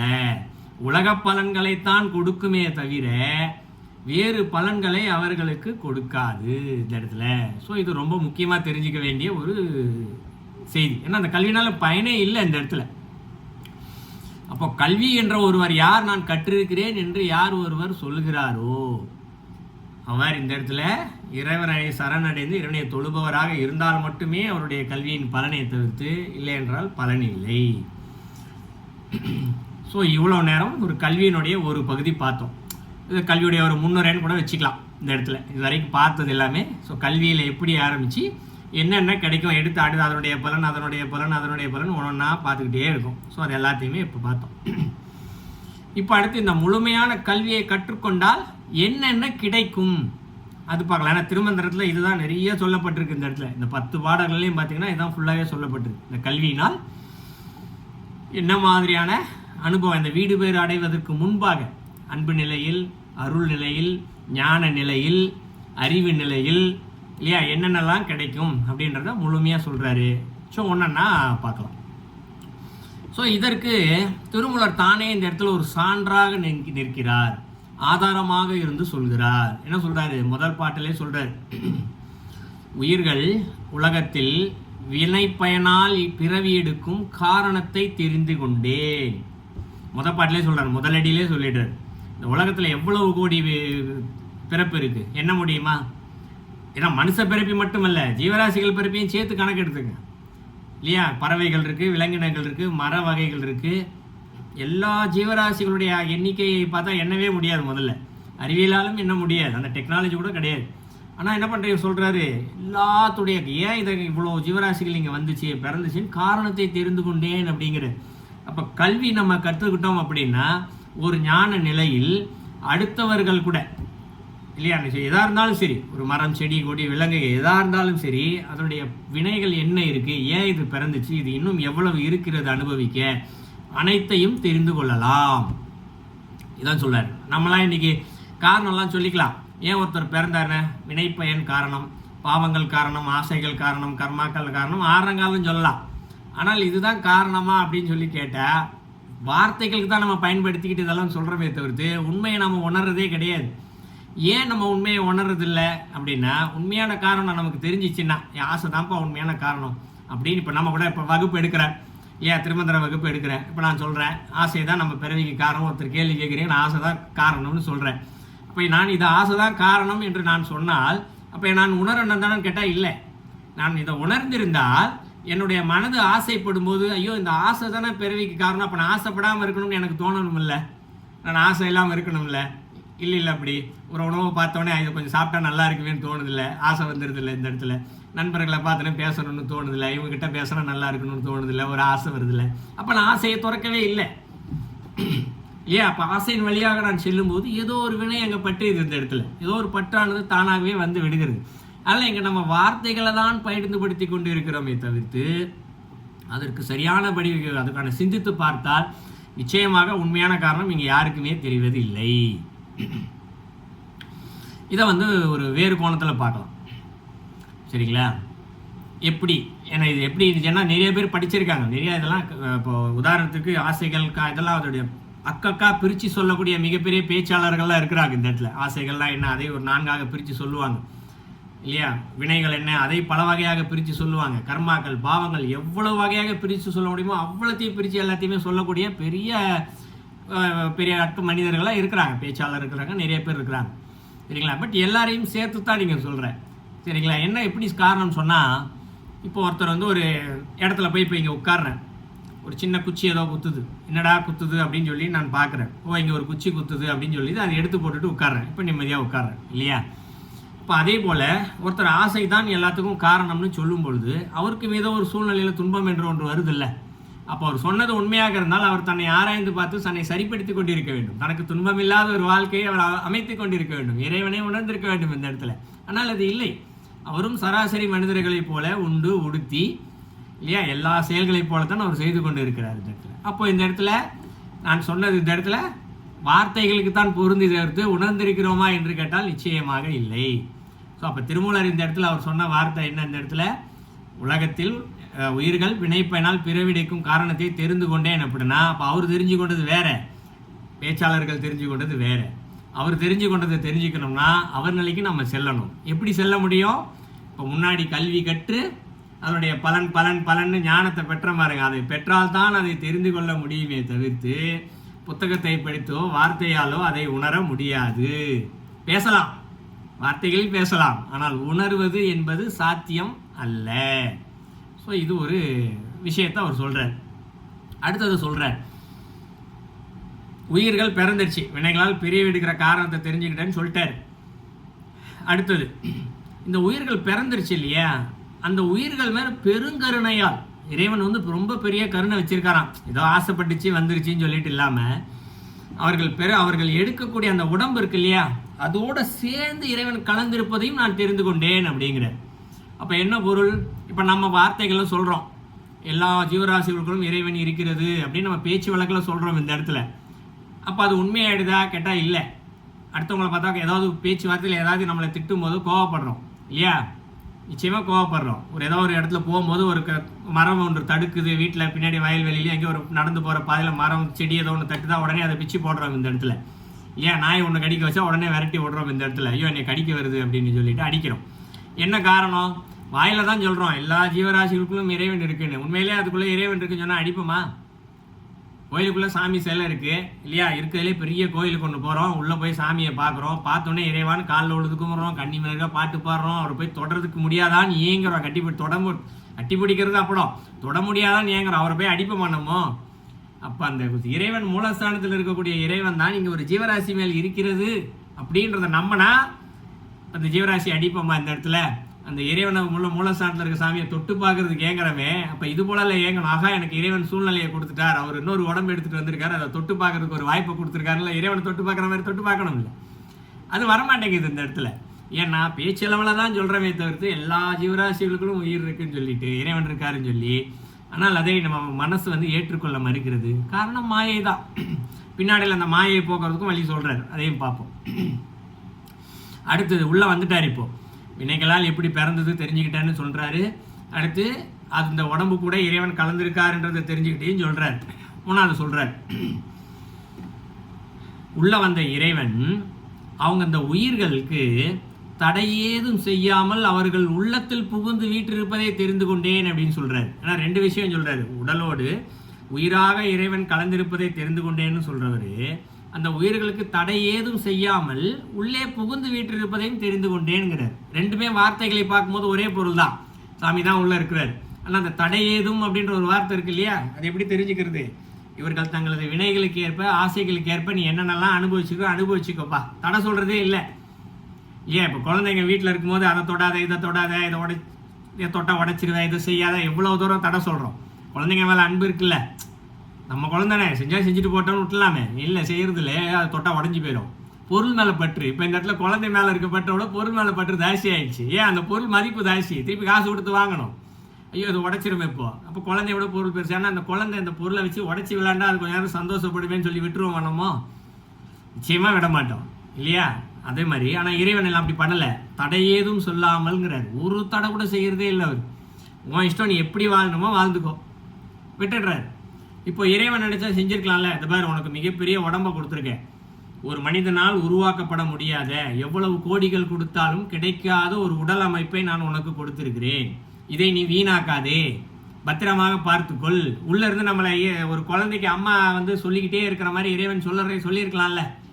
காலையில் சீக்கிரம் எந்திரிக்கலாம், உடம்புக்கு நோய் வரும், சரியான நேரத்துக்கு சாப்பிடலாம் நோய் வந்துடும் இல்லையா, டெய்லி யோகா பயிற்சி செய்ய, பிராணாயாம பயிற்சி செய்ய, இல்லைன்னா நோய் வந்துடும் சொல்லி விரட்டிக்கிட்டே இருக்கலாம். ஆனால் சொல்கிறதே இல்லை எங்கள் சாமி. அம்மா குழந்தைக்கு சொல்கிறது இல்லை. இந்த உடம்பை வீணாக்கி அவன் இஷ்டத்துக்கு வாழ்ந்து, இந்த உடம்பை வீணாக்கி அந்த உடம்பை இறந்து போகிறது வரைக்கும் அவர் ஒன்றுமே சொல்கிறது இல்லை. உன் விருப்பப்படி வாழ்ந்துக்கப்பா அப்படின்னு சொல்லி விட்டுட்டார் இந்த இடத்துல இறைவன். அதான் இந்த இடத்துல சொன்னார் தடையதும். இதையும் அவர் தெரிஞ்சுக்கிட்டேன் அப்படிங்கிறார். அது நமக்கு தெரியாது. ஏன் இறைவன் இது போல் இருக்கிறார், அம்மா கண்டிக்கிறது மாதிரி அவர் ஏன் கண்டிக்க மாட்டாருன்னு நமக்கு தெரியாது. கருணைன்னு சொல்லிக்குவோம், இல்லை அன்புன்னு சொல்லிக்குவோம். ஆனால் திருமூலர் சொல்கிறார், அதை நான் தெரிந்து கொண்டேன் அப்படிங்கிறார். ஸோ அவருக்கு தான் தெரியுது. அப்போ இறைவன் ஏன் இது போல் கண்டிப்பதில்லை அப்படின்னு பார்த்தோம்னா, நாமும் அவர்களுக்கு சென்றால் மட்டுமே தெரிந்து கொள்ள முடியுமே தவிர்த்து இல்லையேல் தெரிந்து கொள்ள முடியாது. ஸோ அப்போ கல்வி என்ற ஒரு நிலைய ஞானத்தை பெற்றும்போது திருமூலர் என்னென்னலாம் தெரிஞ்சுக்கிட்டாரோ அதையெல்லாம் நாம் இங்கு தெரிந்து கொண்டேனே அப்படிங்கிறது. ஸோ இதை தெரிஞ்சுக்கிட்டேன்னு சொல்கிறார் இல்லையா, இதெல்லாம் நான் எப்படி தெரிஞ்சுக்கிட்டேன் அப்படின்னு ஒன்று சொல்கிறார் இல்லையா. இப்போ கல்வியின் மூலமாக இதெல்லாம் தெரிந்து கொண்டேன், வேறு எந்த தலைப்புலையுமே சொல்லலை அவர். இவ்வளோ விஷயத்தை தெரிஞ்சுக்கிட்டேன்னு ஒரு அசபை தலைப்பு கொடுத்தா, அந்த கிட்டத்தட்ட ஒரு 200க்கு மேற்பட்ட தலைப்புகள் இருக்குது. நிறைய தலைப்புகளில் இறைவன் எப்படி அடையிறது உணர்றது தெரிஞ்சுக்கிட்டேன்றது வரைக்கும் சொன்னவர். இப்போ சொன்ன அந்த 3 விஷயத்தை வச்சு வேறு பாடல்களில் நேரடியாக சொல்லவே இல்லை, கல்வி தலைப்பில் மட்டும்தான் சொல்கிறார். கரிப்பறியாதுள்ள கல்வி, இதை என்ன சொல்கிறாரு, கரிப்பறிவில்லாத ஒரு கல்வி கற்றேனே அதன் வழியாக தெரிஞ்சுக்கிட்டேங்கிறாரு. கரிப்பு இல்லாத மிகும் கல்வி கற்றேனே அந்த வார்த்தையை சொல்கிறார். இந்த கல்வியின் மூலமாக தான் இதெல்லாம் தெரிஞ்சுக்கிட்டேன் அப்படிங்கிறார். அப்போ அந்த கரிப்பு இல்லாத கல்வினா என்ன அப்படின்னா, முன்னாடி நம்ம சொன்னோம் இல்லையா, ஏட்டு படிப்பு அல்ல, அனுபவ படிப்பு. காலை முதல் இரவு வரை, காலையில் எப்போ எந்திரிக்கிறோமோ அது முதல் இரவு படுக்கும் வரைக்கும் ஒவ்வொரு வினாடியும் நம்மளுடைய சிந்தனைகளில் செயல்களில், நம்மை சூழ்ந்து நம்மை சார்ந்து இருக்கக்கூடியவருடைய சிந்தனைகளில் செயல்களில் எல்லாத்துலேயுமே ஒரு கல்வி இருக்குது. இந்த இடத்துல நமக்கு முன்னாடி காலைல தூங்கி வச்சு ஜன்னல் வழியாக பார்த்தோம்னா ஒரு குருவி கத்தும், ஒரு மைனா கத்தும், இந்த இடத்துல ஒரு பறவை கத்தும். அதுலேருந்து ஒரு கல்வி கற்றுக்கணும். நம்ம ஏதோ ஒரு கத்திக்கிட்டு போகுது அப்படின்னு சொல்லுவோம். சில நேரங்களில் பலருக்கு தூக்கத்தில் காலையில் கத்தி எழுப்பி கொடுத்து பாருன்னு சொல்லி அடிச்சு விட்றவங்களாம் கூட இருக்காங்க. ஆனால் திருமூலர் அதை சொல்லலை, கரிப்பறியாங்கிறாரு. கரிப்புன்னா என்ன, மிச்சம் மீதி இல்லாத ஒவ்வொரு விஷயத்தையும் இந்த இடத்துல கல்வி கேட்குறாரா இந்த இடத்துல. இதில் என்ன இறைவன் எனக்கு சொல்லிக் கொடுக்குறாரு, இதில் என்ன எனக்கு இறைவன் சொல்லிக் கொடுக்குறாரு அப்படின்னு இப்போ அடுத்தவர்கள் ஒரு வார்த்தை வந்து திட்டுறாங்க, உதாரணத்துக்கு சொல்கிறேன். இப்போ நம்ம நிற்கிறோம், எதிரில் ஒருத்தர் வந்து உனக்கு எதாவது அறிவு இருக்கா அப்படின்னு சொல்லி திட்டுறாரு. உடனே நம்ம கோவம் வரும், என்ன என்னை பார்த்து இப்படி திட்டிட்டியே அப்படின்னு. ஆனால் அது அப்படி யோசிக்கக்கூடாது. இந்த இடத்துல இந்த கல்வி என்ற அனுபவ கல்வியை கற்கும்போது இவர் வந்து ஏன் என்னை இப்படி திட்டுகிறார், இதன் வழியாக இறைவன் எனக்கு என்ன சொல்லி கொடுக்குறார், அப்போ நான் இன்னும் வேறு எதாவது கற்றுக்கொள்ள வேண்டுமா, இப்படி சிந்திக்க ஆரம்பித்தோம்னா அவர் மேலே கோபம் வராது. நம்ம கோவம் வரலன்னா அவருக்கு என்னடா இவ்வளோ தூரம் திட்டுறோம், அவருக்கு கோவம் வர மாட்டேங்குதுன்னு சொல்லிட்டு அவருக்கு மேற்கொண்டு கோவம் வராது, தன்மையாயிருவார். இல்லை இது போல் நான் கேட்டேன், நீங்கள் சொல்லலை, அதனால் நான் திட்டினேன் அப்படின்னு மாறி போச்சா. இந்த இடத்துல 2 பேருக்கும் சண்டை இல்லாமல் போச்சா இந்த இடத்துல. ஸோ இப்படித்தான் இந்த இடத்துல ஒவ்வொரு வினாடியும் நம்மளுடைய அடுத்தவருடைய பேச்சு, செயல், சிந்தனை எல்லாத்துலேயுமே இந்த இடத்துல எங்கு நாம் கற்றுக்கொள்ளக்கூடிய கல்வி இருக்கிறது என்று கற்றுக்கொண்டே இருக்க வேண்டும். இதைத்தான் அந்த இடத்துல சொல்றாரு, கரிப்பு இல்லாத கரிப்பு அறியா மிகும் கல்வி கற்றேனேன்னு ஒரு வார்த்தையை சொல்றாரு. கரிப்பு அறியா மிகும் அப்படின்னா என்ன, மிச்சம் மீது எதுவுமே இல்லாத மிகுதியான உண்மையான கல்வியை கற்றுக்கொண்டேனே அப்படிங்கிற. இப்போ புத்தகம் படிக்கிறோம், அது மட்டும்தான் கல்வியா? ஆசிரியர் கல்வி கொடுக்குறாரு, அது மட்டும்தான் கல்வியா? நிச்சயமாக கிடையவே கிடையாது. இந்த முதல் பாடல்லேருந்தே இவ்வளோ விஷயம் தெரிஞ்சுக்கலாம். நம்ம காலையில் இந்த எந்திரிக்கிறது படுக்க போகிற வரைக்கும் இறைவன் நமக்கு சொல்லி கொடுத்துக்கிட்டே இருக்காரு. படுக்கும்போது தூக்கத்தில் கூட சொல்லி கொடுக்குறாரு. இந்த இடத்துல அதை கூட தெரிஞ்சுக்கணும். தூக்கத்தில் என்னப்பா சொல்லி கொடுக்குறாருன்னு ஒரு கேள்வியை வரல கேளலாம். கனவு என்ற ஒன்று வருது இல்லையா பல பேருக்கு. கனவுல என்னப்பா சொல்லி கொடுக்குறாரு அப்படின்னா யோசிக்கலாம். கனவு பல பேருக்கு தெரியும், சம்பந்தம் இல்லாமல் வரும். சில நேரங்களில் சம்பந்தமே இருக்காது, யாரோ வருவாங்க, ஊர் பேர் தெரியாத முகமெல்லாம் கூட சில நேரங்களில் வரும். சில நேரம் தெரிஞ்சவங்களே வரலாம், நம்முடைய மகனோ உற்றார் உறவினர்கள் வரலாம், இந்த இடத்துல எல்லாமே வரலாம். இந்த இடத்துல ஏன் இதெல்லாம் வருது யோசிச்சு பார்த்தா அதுலேயும் நமக்கு ஒரு கல்வியை அங்கே கொற்று கொடுத்துருப்பார். இந்த இடத்துல இந்த பாவங்களை அனுபவிப்பதற்கு சொல்லுவோம் இல்லையா, நம்ம என்ன செயல் செய்கிறோமோ அதற்கு ஏற்றார் போலவே பலன். ஒருத்தரை நம்ம வாக்கால திட்டணும் அப்படின்னா இன்னொரு முறை யாராவது ஒருத்தர் வாக்கால திட்டி அவர் என்ன துன்பப்பட்டாரோ, நாம் திட்டினதுனால் ஒருவர் என்ன துன்பப்பட்டாரோ அதே துன்பம் தான் நாமும் அடைந்தே தீர வேண்டும். பணத்தை யாராவது ஒரு இடத்துல நம்ம ஏதோ ஒரு வகையில் நமக்கு தெரியாமல் இன்னொருடைய பணம் நம்மக்கிட்ட வந்துட்டா கூட சரி, அந்த பணம் திருப்பி நம்மளுடைய பணம் ஏதாவது ஒரு வகையில் தெரியாமல் இன்னொருவரிடம் போய் சேர்ந்து விடும் இந்த இடத்துல. அதுபோலவே எண்ணத்தினால் நம்ம எதுக்காவது யாருக்காவது துன்பம் விளைவிச்சிருக்கலாம். எண்ணத்தினால் நம்ம யார்ட்டையும் பேசலை, செய்யலை இல்லையா, ஆனால் எண்ணத்தினால சம்மந்தம் எல்லாம் திடீர்னு ஆசைப்படுவோம் இல்லையா, அங்கே போனால் நல்லாயிருக்கும், இங்கே போனால் இப்படி இருந்தால் நல்லாயிருக்கும், அப்படி இருந்தால் நல்லா இருந்திருக்கும், அப்படி ஏதோ ஒன்று கற்பனையில் அப்படியே வாழ்ந்திருப்போம் சில நேரங்கள். அப்போ அதுக்கான பலன் என்ன, அந்த கற்பனையில் கூட யாருக்காவது ஒரு சின்ன துன்பமோ இன்பமோ எது நடந்திருந்தாலும் சரி, அந்த கற்பனையில் சில நேரம் இன்பம் அடைவோம். அப்போ அதற்கும் ஒரு பலன் வரும்ல. அந்த பலன் எப்படி, கற்பனையில் வருகின்ற பலன் கற்பனையில் தான் வரும். அதுதான் பண்ணுறாரு, கனவுல கொடுக்குறாரு இந்த இடத்துல.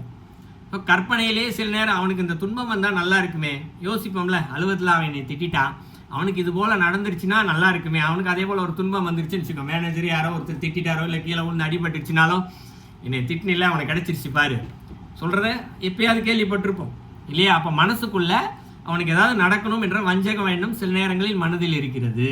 ஆனால் வார்த்தையில் சொல்லலை, செயலில் காட்டலை. அப்போ அந்த எண்ணத்திற்கு பலன் என்ன, கனவுலேயே வந்து பயமுறுத்தும்.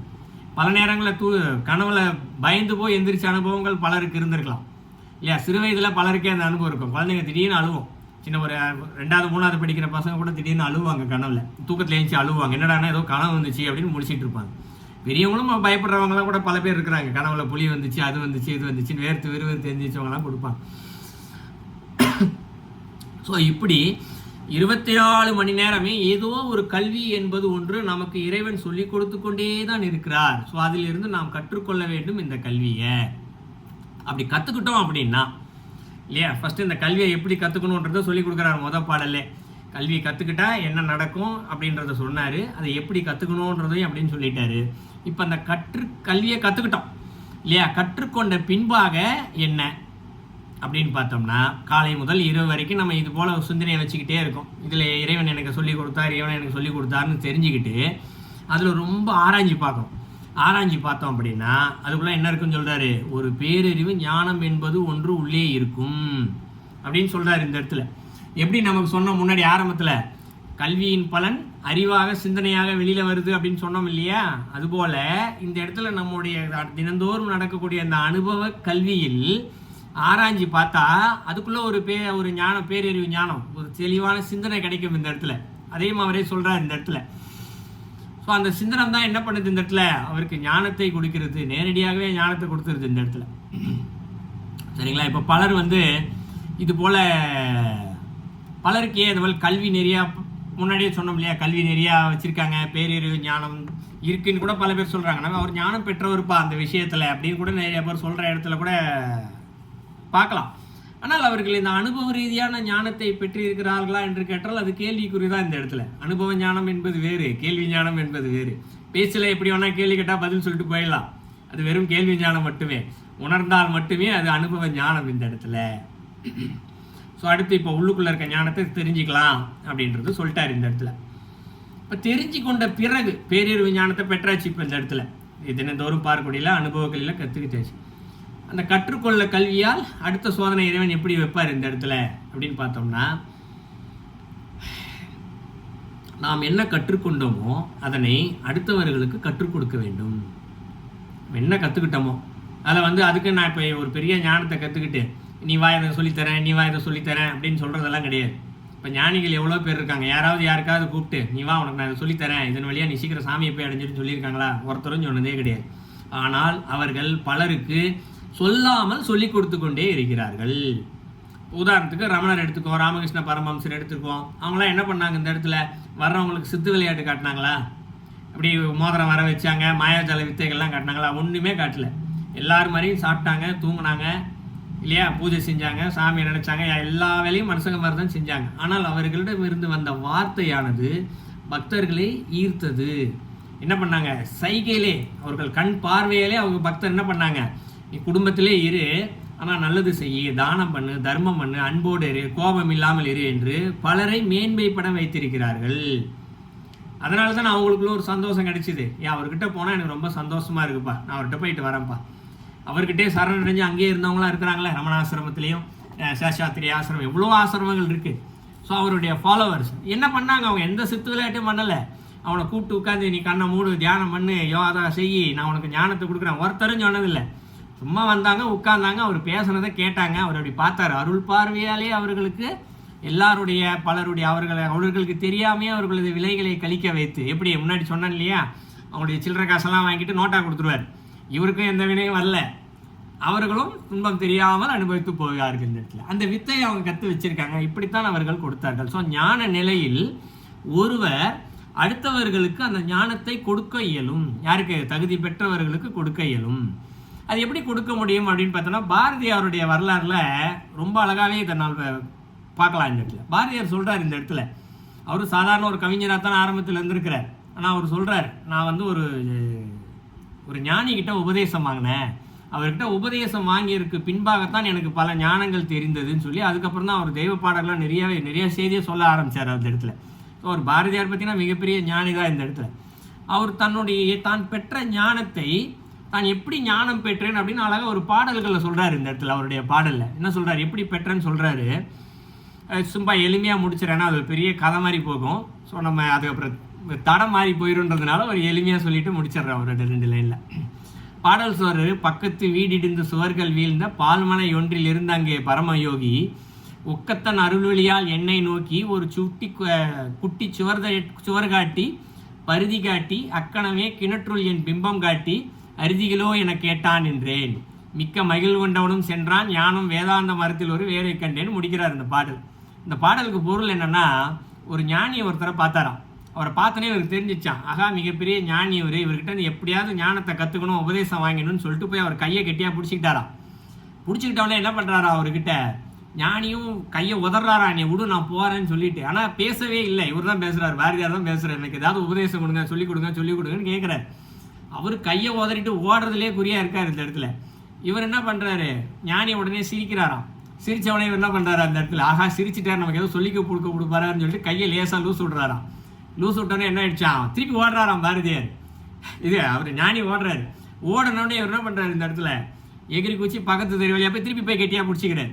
இப்போ ஞானிக்கு தெரிஞ்சு போச்சு இவன் நம்மளை விடமாட்டான்னு சொல்லிட்டு. அப்போ உபதேசம் கொடுக்குறாரு. எப்படி கொடுக்குறாரு, பக்கத்தில் ஒரு குட்டி சோறு ஒன்று இருந்துச்சான், அந்த சோத்தை காமிக்கிறாராம்.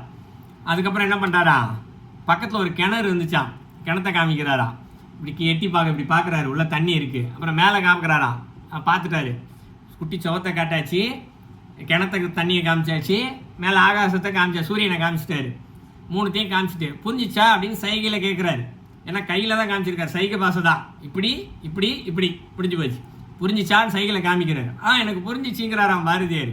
உடனே அவர் சந்தோஷமாக கிளம்பி போயிட்டாராம். இவர் பார்த்துட்டு வரும் சொல்கிறாரு, வேதாந்தத்தில் ஒரு வேரை கண்டேனுங்கிறார். ஞானத்தை பெற்றுட்டேங்கிறார். இந்த இடத்துல ஒரு வேறானவர் வேதாத்தில் மொத்தத்தில் ஒரு வேரை பார்த்து ஞானத்தை வாங்கிட்டேன் அப்படிங்கிறார். என்ன தெரிஞ்சதுல ஒரு குட்டிச்சவர் இருக்குது, கிணறு இருக்குது, மேலே சூரியனை பார்த்தா என்ன கிடைக்க போகுது? நமக்கு காமிச்சா நம்மளும் அதே ஒரு குட்டிச்சவரையும் கிணத்தையும் சூரியனை பார்த்தா நமக்கு ஞானம் கிடைச்சிருமா? அவர் பார்த்து அதே கிணறாக கூட இருக்கட்டும், அவர் மாதிரி அந்த இடத்த சுற்றி 100 பேர் வாழ்ந்துருப்பாங்க, அவங்களும் அதை பார்த்துட்டு தானே இருக்காங்க, யாருக்கும் ஞானம் கிடைக்கலையே. அப்போ அவர் சொல்கிறாரு, சைகையில் இவர் ஒரு விஷயத்தை உணர்த்திருக்காரு. என்னது? இது குட்டி சுவரு. அப்போ அந்த சுவரு முன்னாடி புதிய சுவராக கட்டியிருப்பாங்க. அந்த இப்போ என்னாச்சு, அது சரியாக பயன்படுத்தாதனால உடஞ்சி போச்சு இந்த இடத்துல. அதுபோல தான் அந்த உடம்பு சரியாக ஆரோக்கியமாக பார்த்துக்கலாம், ஒரு நாள் செத்து போங்க இந்த இடத்துல. அதுக்குள்ளே என்ன பண்ணணும்? வந்த பயனாக இறைவனை போய் அடையணும். அதுக்கு என்ன பண்ணணும்? அடுத்தது கிணத்தை காமிக்கிறாரு. உள்ள தண்ணி என்ன பண்ணுது? அப்படியே அசைவில்லாமல் இருக்குது. மேலே சூரியனை காமிக்கிறாரு. பிம்பம், அந்த பிம்பம், சூரியனுடைய பிம்பம் தண்ணிக்குள்ளே தெரியுது இல்லையா? சூரியனை காமிச்சு பிம்பம் தண்ணிக்குள்ளே தெரியுது. என்ன தெரியுது? தண்ணி அசையாமல் இருந்துச்சுன்னா எதுவாக இருந்தாலும் அப்படியே தெரியும் அப்படின்னு காமிக்குது. இன்றைக்கி மனசு அசைஞ்சிக்கிட்டே கிடக்கு, அலைபாஞ்சிக்கிட்டே கிடக்கு. அதனால் பார்க்குறது எல்லாமே வேறு மாதிரி தோணுது. ஆசைகள் மாயைகள் சூழ்ந்து தெரியுது. அப்போ மனசு அலைபாயாமல் அசையாமல் நாம் வச்சோன்னா உள்ளுக்குள்ளே இருக்கக்கூடிய இறைவன் பிம்பமாக நமக்கு காட்சி கொடுப்பான். இந்த ஒரு பெரிய விஷயத்தை நான் தெரிஞ்சுக்கிட்டேன், இதன் வழியாக நான் ஞானம் அடைஞ்சிட்டேன் அப்படிங்கிறார் அந்த இடத்துல. இந்த ஒரு பாடலில் சொல்கிறார். அப்போது இந்த இடத்துல ஒரு ஞானம் பெற்றுட்டார் ஒருத்தர். எப்படி? கல்வி வழியாக தினந்தோறும் நடக்கக்கூடிய செயல்களில் பார்த்து பார்த்து பார்த்து பார்த்து இந்த இடத்துல பேரறிவு ஞானத்தை பெற்றுட்டு என்ன பண்ணுறாரு? தன்னுடைய சைகையிலே எப்படி பாரதியாருக்கு ஞானத்தை கொடுத்தாரோ, ரமணரோ, ராமகிருஷ்ண பரமஹம்சரோ, பல ஞானிகள் இருக்காங்க. இவ்வளோ போல் என்ன பண்ண முடியும்? அவர் என்ன பண்ணும்? இந்த இடத்துல அடுத்தவர்களையும் தன் மேல்நிலைக்கு கொண்டு வர்றதுக்காக செயல்களை அவர்கள் செய்வார்கள், செய்ய வேண்டும். இதையும் திருமந்திரத்தில் சொல்கிறார்.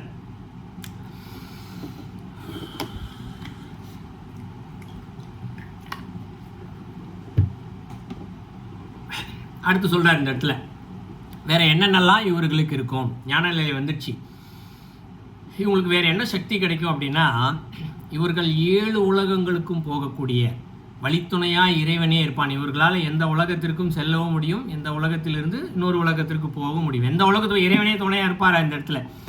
அவர்கள் எங்கு சென்றாலும், எந்த உலகத்திற்கு சென்றாலும் அவர்களுக்கு கல்வியானது இங்கு அவர்களுக்கு துணை இருக்கும். எதுவுமே தேவையில்லையா, எதாக இருந்தாலும் சரி. இப்போ நம்ம உதாரணத்துக்கு புலவர்கள் பலர், ஞானிகளுடைய பலருடைய வரலாறுலாம் பார்த்துருப்போம்.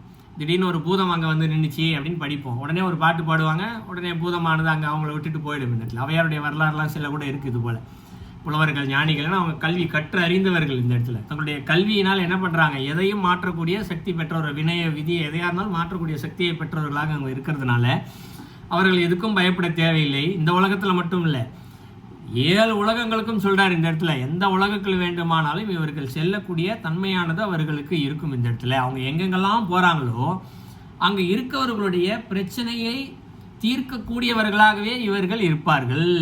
அழகான ஒரு வார்த்தையை பயன்படுத்துகிறார். நோய் தீர்க்கும் மருந்தாக இவர்கள் இருப்பார்கள். இந்த இடத்துல நோய் தீர்க்கும் மருந்தாக இருப்பான்னு அர்த்தம். நோய் யாருக்கு இருக்குது? சராசரி மனுஷனுக்கு தான் இருக்குது இந்த இடத்துல, இல்லையா?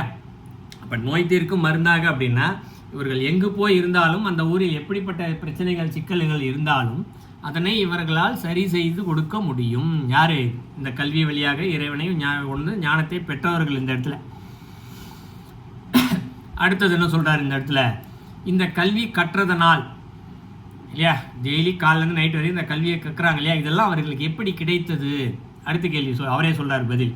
ஞான நிலை பெற்று 7 உலகங்களுக்கும் போகிறதுக்கான அந்த நிலையை பெற்று இருக்கிறாங்களே, எப்படி கிடைச்சிதுன்னா, இப்போ ஆரம்பத்தில் இப்போ நம்ம ஒரு பயிற்சி முறை சொன்னோம். காலிலேருந்து நைட்டு வரைக்கும் நடக்கக்கூடிய ஒவ்வொரு செயல்களையுமே இறைவனை பாருங்கள், இறைவன் நமக்கு என்ன சொல்லி கொடுக்குறாரு, சிந்திங்க சிந்திங்கன்னு பார்த்துக்கிட்டே இருக்கும். இப்போ ஒருத்தர் ஒரு 10 நாள் இந்த சிந்தனை செய்கிறாருன்னு வச்சுக்குவோம், இல்லை 1 மாதம் செய்கிறாருன்னு வச்சுக்குவோம். அதற்கு பலன் என்ன? இப்போ முன்னாடி பார்த்தோம், கல்வியின் பலன், அறிவின் பலன், அன்பின் பலன், அருளின் பலன் நிறைய பார்த்தோம். அப்போ இது போல் செய்கிறாருன்னா அதனுடைய பலன் என்ன அப்படின்னு பார்த்தா, 1 மாதம் செஞ்சுட்டு எனக்கு ஒரு வித்தியாசமும் தெரியலையே, நான் எப்பயும் போல தானே இருக்கேன், என்னை இன்னும் எல்லாருமே இன்றைக்கி உலக ரீதியாக பார்க்கும்போது இது போல் ஒருத்தர் இருந்தால் அவரை மனநலம் பாதிச்சிச்சு, அப்பா இவ்வளோ திட்டுறோம் எதுக்கும் கோவப்பட மாட்டுறாரு, எதையோ யோசிச்சு சிந்திச்சுக்கிட்டே இருக்காருப்பான்னு சொல்லிட்டு அப்படி ஒரு பட்ட பேர் கூட கொடுப்பாங்க. அதையும் தாங்கித்தான் அவர் இதை அந்த பயிற்சியை செய்யணும். இந்த பயிற்சியை செஞ்சுட்டு எல்லாருமே என்னை நகைக்க தான் செய்கிறாங்க, எனக்குன்னு ஒரு பிரதிபலன் ஒன்றும் இறை பலன் ஒன்றும் கிடைச்ச மாதிரி தெரிலையே அப்படின்னு யாராவது ஒருவர் சிந்திக்கலாம். ஆனால் அதுக்கு தான் பதில் சொல்கிறாரு. இந்த செயல் சிந்தனை இருக்கும் பொழுது ஒவ்வொருடைய பாவங்கள் வினைகள் ஒவ்வொன்றாக அறுபட்டு கொண்டே போகும். யாருக்கு எவ்வளோ இருக்குன்னு தெரியாது, யாருக்கு எவ்வளோ மூட்டை இருக்குன்னு தெரியாது, எத்தனை பிறவி இருக்குன்னு தெரியாது. ஆனால் இந்த சிந்தனை போகும்போது என்ன ஆகுதா, ஒவ்வொன்றாக அறுபடுகிறது. ஒவ்வொரு சிந்தனைகளையும் ஒவ்வொரு சோதனைகளையும் இந்த பாவங்கள் கர்மாக்கள் வினைகள் பிறவி எல்லாம் அறுபட்டு போகுதுங்கிற.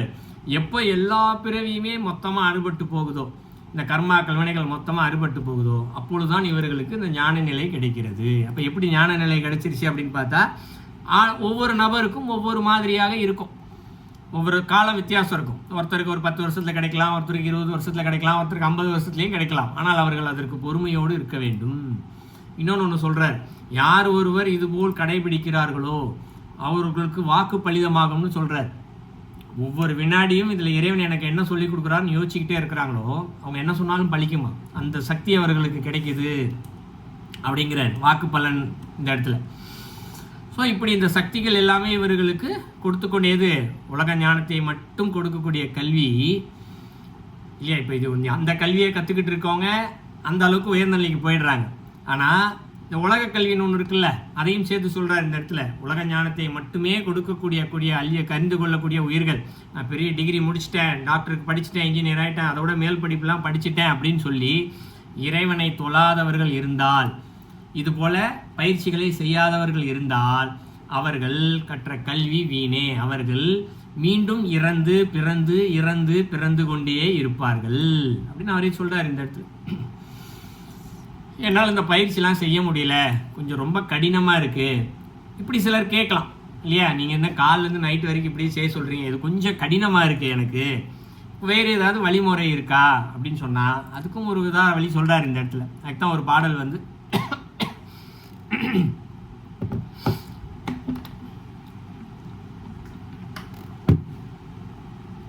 அதை கொஞ்சம் எதிர்மறையான உருவகத்தோடு அந்த பாடலை சொல்கிறார்.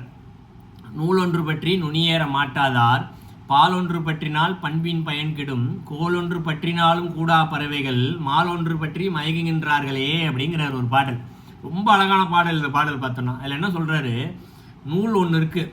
இப்போ நமக்கு நூல்கள் என்று பார்த்தோம் ஏகப்பட்ட நூல்கள் இருக்குது, லைப்ரரியே இருக்குது. இப்போ ஒரு மதத்துக்கு எடுத்துகிட்டு பார்த்தோம்னா ஒரு புக்கு தான் இருக்கும், மாற்று மதத்துக்கு பார்த்தோம்னா ஒரு புத்தகம் அதுக்கு மேலே அவர்கிட்ட கிடையாது. ஆனால் இது நம்ம சமயத்துக்குன்னு பார்த்தோம்னா ஒரு புத்தக நூல் லைப்ரரி, எந்த புத்தகத்தை எடுத்தாலும் அது இதுதான் குறிக்கும், இறை நூல் தான் அந்த இடத்துல. பகவத்கீதையாகட்டும், பெரிய புராணமாகட்டும், திருவாசமாகட்டும், தேவாரமாகட்டும், எந்த நூலாக இருந்தாலும் சரி.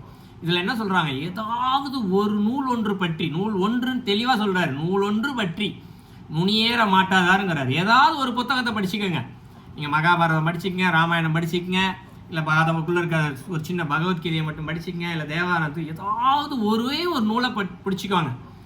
படித்து என்ன சொல்கிறாரு, நுனியேற மாட்டாதார் அப்படிங்கிறாரு. நுனினா என்ன, அந்த நூல்களில் மிகப்பெரிய கருத்துக்கள் எல்லாமே ஒளிஞ்சு கிடக்கு இந்த இடத்துல இல்லையா. ஏகப்பட்ட கருத்துக்கள் ஒளிஞ்சிருக்கு. மொத்த கருத்தையும் நம்ம படித்து உணர்ந்துட்டோம்னா இறைவன் அடைஞ்சிடலாம். ஆனால் அவர் என்ன சொல்கிறாரு, நுனியேறம் ஒரே ஒரு விஷயத்தாடு கடைபிடிக்காதவர்கள் அப்படின்னு சொல்கிறார். கடைபிடிக்காதவர்கள் என்ன, இப்போ ஒரு நூலில் பொய் சொல்லாதீங்க அப்படின்னு சொல்லுது இல்லையா. அப்போ பொய் சொல்லாமல் ஒருத்தர் இருக்கணும், பொய் சொல்லாமே தன் வாழ்க்கை ஃபுல்லாக இருந்தார்னா நுனியை பற்றி கொண்டார் என்று அர்த்தம் இந்த இடத்துல. ஆனால் என்ன சொல்கிறாரு, நுனி ஏற மாட்டாதார், பால் ஒன்று பற்றினால் பண்பின் பயன் கெடுங்கிறார். அப்போ ஒரு சின்ன பொய் கூட சொல்ல முடியாமல் இருக்க, பொய் சொல்கிறாருன்னா என்ன அர்த்தம், தன்னுடைய உணர்வுகளுக்கு அவர் கட்டுப்பட்டு கொண்டிருக்கிறார் என்று அர்த்தம். அதுதான் சொல்கிறாரு, பால் ஒன்று பற்றினால். பால்னா என்ன இந்த இடத்துல, உணர்வுகள். ஸோ புத்தகத்தை படித்தேன், பொய் பேசக்கூடாதுன்னு இருக்குது, ஆனால் என்னால் முடியல, அவர் ஏதோ ஒன்று சொல்ல வராரு, அதனால் நான் போய் பேசுகிறேன். ஸோ உணர்வுகளுக்கு கட்டுப்பட்டு அதை செல்லும்போது பண்பின் பயன் கெடும் அப்படிங்கிறார் இந்த இடத்துல. பண்பின் பயனா என்ன இந்த இடத்துல, ஒழுக்கத்து கெட்டு போகுது இந்த இடத்துல. இப்போ கல்வியின் பலன் ஒன்று சொன்னோம் இல்லையா, ஒழுக்கம்னு சொல்லிட்டு ஆரம்பத்தில், அந்த ஒழுக்கமே இல்லாமல் போகுது இந்த இடத்துல. அப்போ இதை எதிர்மறையாக கொஞ்சம் சிந்திச்சு பாருங்கள். நூலொன்று பற்றி நுனியேற மாட்டார் பண்ணால் இந்த இடத்துல புத்தகத்தை படிச்சுக்கிட்டே நீ இதை கூட செய்யலைன்னா உன்னுடைய ஒழுக்கம் கெட்டு போகுமான்னு சொல்கிறாருன்னா, அப்போ நம்ம என்ன இதில் எதிர்மறையாக புரிஞ்சுக்கணும், ஒரு நூலில் இருக்கக்கூடிய ஒரே ஒரு சின்ன தகவலை மட்டும் பிடிச்சிக்கிட்டு, ஏன்னா ஒருத்தருக்கு ஒரு புத்தகம் பிடிக்கும், ஒருத்தருக்கு திருமந்திரம் பிடிக்கும், ஒருத்தருக்கு தேவாரம் பிடிக்கும், ஒரு திருவாசகம் பிடிக்கும், ஒருத்தருக்கு பகவத்கீதை பிடிக்கும், ஏதாவது ஒரு நூலை பிடிச்சிக்கங்க. அதில் இருக்க ஒரே ஒரு விஷயத்தை மட்டும் நீ ஃபாலோ பண்ணினாலே உனக்கு ஒழுக்கம் வந்துடும் என்ற அர்த்தம். பண்பின் பயன் கெடும்னு சொல்கிறாருல, அப்போ பண்பின் பயன் வரும்னு அப்படியே தலைகளை படிச்சுக்கோ அந்த இடத்துல. ஸோ ரொம்ப எளிமையான வழி சொல்கிறாரு. 24 மணி நேரம் நீ சோதனை பண்ண வேணாம், உனக்கு பிடிச்ச புத்தகத்தை ஒன்று எடுத்துக்கோ, அதில் இருக்கிறத நீ படி, உனக்கு வந்துடும் இது அப்படிங்கிற. அப்படி வந்துருச்சுன்னா என்ன நடக்கும் அடுத்த விஷயம் சொல்றார். ஒரே ஒரு புத்தகத்தில் இருக்க ஒரு விஷயத்தை பொய் பேச மாட்டேன், இந்த புத்தகத்தில் சொல்லப்பட்டிருக்கிறது எனக்கு பிடித்த புத்தகம்னு பிடிச்சிக்கிட்டோம்னா அடுத்து என்ன நடக்கும் அப்படிங்கிறாரு. அப்படின்னா அதுக்கு ஒரு ஊமை சொல்றாரு அழகா. ஒரு காக்கா கூட்டம் இருக்கு, பறவைகள் கூட்டம் இருக்கு இல்லையா? ஒரு நூற்றுக்கணக்கான பறவைகள் கூட்டம் இருக்கு. இப்போ நூற்றுக்கணக்கான பறவைகள் கூட்டத்தை கூட்டுறதுக்கு 100 விதமான கொம்புகளை வச்சுட்டு நம்ம போகணுமா? 100 காக்கா இருக்குன்னா 100 கொம்புகள் எடுத்துட்டு போகணுமா? ஒரே ஒரு குச்சி போதும் இல்லையா? ஒரு குச்சை வச்சு ஹை அப்படின்னா போதும், மொத்த காக்காவும் மறந்து போகும் இல்லையா? அது போலவே இங்க மாயைகள் நிறைந்து இருக்கிறோம். இந்த வாழ்க்கை மாயைகள் நிறைந்த உலகத்தில் வாழ்ந்து கொண்டிருக்கிறோம். பாவங்கள், கர்மாக்கள், வினைகள் சூழ்ந்த, விதிகளால் சூழ்ந்த ஒரு பெரிய உலகத்தை வாழ்ந்துட்டு இருக்கோம். இத்தனை காக்காக்கள் நம்மளை சுத்தி இருக்கு. ஒவ்வொன்றையும் ஒரு காக்கான்னு வச்சுக்கோங்க. மாயை, விதி, பாவம், கர்மா நிறைய இருக்கு. மும்பலங்கள், ஆணவம் நிறைய வச்சுக்கிட்டே இருக்கும். எல்லாத்தையும் ஒரு காக்கான்னு வச்சுக்குவோம். எல்லாத்தையும் இப்போ போக்கணும். அதுக்கு என்ன சொல்றாரு? ஒரே ஒரு குச்சியை வச்சுக்கோ அப்படிங்கிறாரு இந்த இடத்துல. கோளொன்று பற்றினால் கூடா பறவைகள் அப்படிங்கிறாரு. கோளொன்றுனா ஒரே ஒரு குச்சியை கையில வச்சுக்கோ, ஒரு பறவைங்க கூட வராதுங்கிறாரு. அப்ப என்ன அர்த்தம்? ஒரே ஒரு குச்சி எது? இறைவன் என்ற குச்சியை பற்று. இந்த இடத்துல மாலொன்று பற்றி மயக்குகின்றார்களே அப்படிங்கிறாரு இந்த இடத்துல. மால்னா யார் இந்த இடத்துல? பெருமாள். உலக மாயையில மயக்கத்துல காட்டி இதுலயே இந்த மயங்குகின்றார்களே என்ன? இதுலயே இந்த மயக்கத்து உலக வாழ்க்கையிலே கிடந்து மயங்குறாங்க. இந்த இடத்துல மயங்காதீங்க, நூல் ஒன்றை பற்றிக்கோங்க. அந்த குச்சை ஒன்று, இறைவன் என்ற ஒரு குச்சை மட்டும் பிடிச்சிக்கோங்க. எப்படி பிடிச்சிக்கிறது? பொய் சொல்லாதீங்க. ஒரே ஒரு புக்கு படிங்க, அதில் இருக்க ஒரு கருத்தை பிடிச்சிக்கோங்க, அதை மட்டும் ஃபாலோ பண்ணுங்க. ஃபாலோ பண்ணும்போது உங்கள் கையில் ஒரு குச்சி கிடைக்கும். அந்த குச்சி என்ன பண்ணுது? உங்களை சுற்றி இருக்கக்கூடிய அத்தனை காக்காவையும் விரட்டி விடும். ரொம்ப அழகாக சொல்லிட்டாரு இந்த இடத்துல. ஸோ இது எளிமையாக பயன்படுத்தலாமே, நம்மளால் இயன்றக்கூடியது தானே. எவ்வளோ நூல்கள் இருக்குது, நமக்கு பிடித்த ஒரு நூல்கள் எடுத்து அதில் இருக்கக்கூடிய ஒரே ஒரு விஷயத்தை நம்மளால் ஃபாலோ பண்ண முடியாதா? காலையிலேருந்து நைட் வரைக்கும் ஃபாலோ பண்ண முடியும் நிச்சயமாக. அதில் இருக்கக்கூடிய கல்வியை கற்க முடியும். ஆனால் அதையே நம்மளால் செய்ய முடியல என்ற பட்சத்தில் எவ்வளோ எளிமையான விஷயத்தை கொடுத்துருக்காரு பாருங்க. ஸோ இதை செய்தால் நிச்சயமாக இந்த மயக்கமானது சென்றுவிடும், மாயை இதெல்லாம் சென்றுவிடும். ஸோ இதெல்லாம் போயிடுச்சு அப்படின்னா என்ன ஆச்சு? அடுத்து இறைவனை சென்று அடைவதான் இது சொல்றாரு. ஸோ அப்போ எனக்கு இது கூட செய்ய முடியலைங்க. அடுத்த விஷயம் வந்துடுச்சு இல்லையா? இல்லை எனக்கு இது புத்தகத்தெல்லாம் படிக்கிறது, இதை கடைபிடிக்கிறதுலாம் கொஞ்சம் கடினமாக இருக்குது அப்படின்றாங்க சிலர். அதுக்கு ஒரு வழி சொல்கிறார். என்ன சொல்கிறாரு? மனுஷனுக்கு ஆசை தானே நிறையா இருக்குது. நீ ஆசை இருக்கிறதுனால இது மேலேயாவது ஆசைப்பட்டுக்கிட்டே இருக்க அப்படின்னு சொல்லிட்டு சொல்கிறாரு. நீ ஆசைப்படுறதுன்னு முடிவு பண்ணிட்ட, சரி ஓகே. நீ ஆசைப்படுற பொருளை, ஆசைப்படுற எண்ணத்தை இறைவன் மேலே வைங்கிறார். எப்படி இறைவன் மேலே வைக்கிறது இப்போ அப்படின்னு பார்த்தா, இப்போ ஒருத்தருக்கு உணவு மேலே ஆசை இல்லையா? அப்போ அந்த உணவை எடுத்து உணவாக பார்க்கறது, அந்த உணவு கிடைப்பதற்காக அடுத்தவர்களை துன்பப்படுத்துவது, இல்லை அடுத்தவரிடமிருந்து பறிப்பது, இது போல செயலை தான் செய்கிறாங்க. இல்லை ஒரு உடை அணிவதற்கு ஆசை, அந்த உடையை பெறுவதற்காக அடுத்தவரை துன்பப்படுறது, இது போல தான் செய்கிறோம் இல்லையா? அப்போ அவர் என்ன சொல்கிறாரு? ஆசைகள் என்று ஒன்று வச்சிட்டீங்க. அப்போ அந்த ஆசை என்ன பண்ணு? இறைவன் மீது வை. எதையாவது வேண்டும் என்று நீ எண்ணி அதனை ஆசைப்பட்டால் அதில் இறைவன் வேண்டும் என்று ஆசைப்படு. இப்போ ஆசைப்பட்டினா அதன் வழியாக உனக்கு இறைவன் கிடைச்சிருவாருங்கிறாரு. எப்படி அப்படின்னு பார்த்தா, இப்போ நான் சொன்னேன் இல்லையா, உணவு வேணும் அப்படின்னு ஆசைப்பட்டா உணவை பற்றிய சிந்தனை வந்ததுமே இறைவனை சிந்திக்கணும். இந்த இடத்துல இறைவா இதை சாப்பிடணும்னு ஆசைப்படுறேன், எனக்கு ஆசை வந்துடுச்சு, இப்போ நான் என்ன பண்ணுறேன்? இந்த பொருளை சாப்பிட்டுடுறேன். ஆனால் அந்த ஆசையை திருப்பி வர விடாமல் பார்த்துக்கும். எனக்கு நீ தான் வேணும், இந்த உணவை விட நீ தான் எனக்கு முக்கியம். இந்த சிந்தனை வரணும். எனக்கு இந்த உடம்பு மேலே ஆசை வந்துடுச்சு, இப்படியாவது நான் வாங்கி போட்டே ஆகணும், எனக்கு வேறு வழி இல்லை, என்னால் கண்ட்ரோல் பண்ண முடியல, என்னுடைய மனதை ஆசையை கண்ட்ரோல் பண்ண முடியல, அதனால நான் அந்த ஆசையை செயல்படுத்துகிறேன். இதற்காக இன்னொருத்தரை லேசாக துன்பப்படுத்த போகிறேன், இன்னொருத்தரை ஏமாற்ற போகிறேன். ஆனால் நீ என்ன பண்ணு? இதுக்கான என்னவோ அதுக்கான வினைகளை கொடுத்துக்கோ. ஆனால் ஒன்று, எனக்கு இந்த உடைகள், இந்த உணவுப் பொருட்களை விட நீ தான் எனக்கு முக்கியம். நீ எப்படியாவது எனக்கு வந்துடணும், அதுக்காக இந்த ஆசைகளை சீக்கிரம் என் நீ அனுபவிச்சு போக வச்சிரு, இதுக்கான வினைகளை சீக்கிரம் எனக்கு கொடுத்துட்டு போக வச்சிரு. ஒவ்வொரு வினாடியும் நம்ம ஆசைப்பட போகின்ற பொருட்களின் மேல் இது போல் சிந்தித்தோமையானால் என்ன வருது? இதுவே ஒரு கல்விதான். இந்த கல்வி தான் என்ன பண்ணுது? ஆசைகளை விரைவாக போக வைக்கும் இந்த இடத்துல. ஸோ அதான் சொல்கிறாரு, எதன் மீது ஆசைப்படுகிறீர்களோ இறைவன் மீது ஆசைப்படுங்கள். ஸோ எவ்வளோ அழகாக சொல்லி கொடுக்குறாரு பாருங்க. ஞான நிலையில் கல்வி கேட்கறதுல இருந்து, தினந்தோறும் செய்யக்கூடிய பயிற்சிகளில் இருந்து, ஒரு புத்தகத்திலேருந்து, புத்தகத்தை கூட படிக்க முடியாதவங்க ஆசை வழியாக போடுறவங்க கூட ஆசை வழியாக சொல்லி கொடுக்குறாரு. நீ ஆசை வழியாக படிச்சுட்டே இப்படி நீ ஆசைப்பட்டுக்கோ அப்படின்னு சொல்லிட்டு ஆசைப்பட்டு கொடுக்குற. ஸோ இப்படி நாம் ஒவ்வொரு பயிற்சி முறையாக செய்து நாம் அந்த இறைவனுடைய சிந்தனையில் நாம் இருந்தோமே ஆனால், அப்போ இந்த கல்வியை நாம் கற்றுக்கொண்டோம் என்று பொருள். ஞானத்து வரைக்கும் போகலை, சாதாரண கல்வி நிலையிலே சொல்கிறேன். இந்த ஒரு புத்தகத்தை படித்து ஃபாலோ பண்ணுறது, இந்த ஆசைகளை வழியாக இறைவனை என்றது, இப்படிலாம் செஞ்சுக்கிட்டே இருந்தால் கூட நம்ம ஓரளவுக்கு கல்வி கற்றவர்களாக ஆகிறோம். அப்படி கல்வி கற்றவர்களாக அதுவும் முழுமையான கல்வி இல்லை கற்றுக்கொள்பவர்கள்னு வச்சுக்கலாம். கல்வி கற்றுக்கொள்பவர்களாக இருக்கிறீர்கள் வச்சுக்கலாம். அப்போ கற்றுக்கொள்பவர்களுக்கு என்ன இருக்கான்? அவர்களுக்கு கூடவே இறைவன் இருப்பார். ரொம்ப அழகாக சொல்கிறார். தூய்மையான பேரொளி ஜோதியாக இறைவன் இந்த உயிர்களுக்கு கூடவே இருப்பாராம். எங்கே போனாலும் அவர் கூடவே இருந்திருப்பார் இந்த இடத்துல. அப்போ இறைவன் கூட இருந்தார்னா என்ன ஆகும்? இந்த இடத்துல இறைவனே கூட இருக்காருன்னு வச்சுக்குவோம். என்ன ஆகும்? நமக்கு எது நடக்குதோ நல்லதாக தான் செஞ்சு கொடுப்பார். ஒரு குழந்தைய எங்கேயோ வெளில கூப்பிட்டு போகிறாங்க அம்மானா, அந்த குழந்தைக்கு எதுவோ பார்த்து தானே செய்வா. இந்த இடத்துல இந்த குழந்தைய கீழே உள்ள விட்டுருவாளா, அடிபட வச்சிருவாளா, ஏதாவது துன்பம் வர நேர்ந்துருவாளா, பார்த்துப்பாலாம் பார்த்துருவான். அப்போ இறைவன் நம்ம கூடவே வரும் பொழுது இப்போயும் நம்ம கூட தான் இருக்காரு. ஆனால் முதல்ல சொல்லிட்டோம் இல்லையா, அவங்க போக்கில் விட்டுட்டார். நீ உன் இஷ்டம் என்ன வேணா வாழ்ந்துக்கப்பா அப்படின்னு சொல்லிட்டு விட்டுட்டார். பாடலே சொல்லிட்டார் இந்த இடத்துல. ஆனால் இப்போ என்ன ஆகுது? இறைவன் நம்ம போக்கில் விடலை இல்லையா? நம்ம போக்குலேயே அவர் என்ன பண்ணுறாரு? நம்மளை மேல்நிலைக்கு போகிறதுக்கு என்னென்ன செய்யணுமோ அதெல்லாம் செஞ்சு கொடுத்துக்கிட்டே இருக்கிறார் இந்த இடத்துல. ஸோ இது இப்படி இறைவன் இந்த கல்வி வழியாக நம்மை கூடவே இருந்து நம்மளுடைய ஆசைகள் வினைகள் இது எல்லாவற்றையுமே போக வைத்து நம்முடனே இறைவன் இருப்பார். நம்முடனே இருந்து என்ன பண்ணுறாரு? நம்மளை அழகாக வழிநடத்தி அவரோடையே சேர்த்து விடுவார். இப்போ இந்த பாட்டில் பார்த்த பாடலுக்கு திருப்பி வருவார். இந்த இடத்துல திருமந்திரத்தில் இறுதி, இந்த கல்வி தலைப்பில் இறுதி பாடல். நம்ம ஆரம்பத்தில் பார்த்தா முதல் பாடல் என்ன பார்த்தோம்? கடலுடையான் மலையான் 5 பூதத்து உடலுடையான் பல ஊழிதோறு ஊழி அடல் விடை ஏறும் அமரர்கள் நாதன் இடமுடையார் நெஞ்சத்தில் இருந்தானே பார்த்தோம் இல்லையா? அப்போ இவ்வளோ பெரிய சக்தி வாய்ந்த இறைவனே நம்மோடு இருக்கிறார். அப்போ இருந்துட்டாரா நம்ம எதுக்கு கவலைப்படணும்? பிறவி துன்பத்திலேயே கிடக்கணும்? அழகாக அந்த பிறவியில் எல்லா பிறவி துன்பத்தையும் இந்த ஒரு பிறவிலேயே தீர்த்து வைத்து என்ன பண்ணுறாரு? நம்மளை அழகாக அழைத்து சென்று விடுவார். அப்போது நம்ம இந்த தலைப்பில் கல்வி தலைப்பில் எவ்வளோ வழிகள் பார்த்துருக்கோம். உலக கல்வியிலிருந்து இல்லையா, அனுபவ கல்வியிலிருந்து, ஏட்டு கல்வியிலிருந்து, ஆசை வழியாக இருக்கக்கூடிய ஒரு கல்வி வரைக்கும் இவ்வளவு அனுபவங்களை திருமூலர் இந்த கல்வி என்ற தலைப்பின் மூலமாக நமக்கு கொடுத்திருக்கிறார்.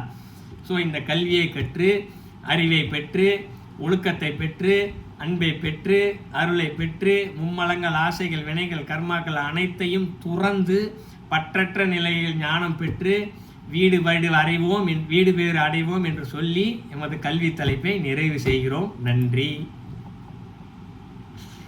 கேள்விகள் கருத்துக்கள் இருந்தால் சொல்லுங்கள்.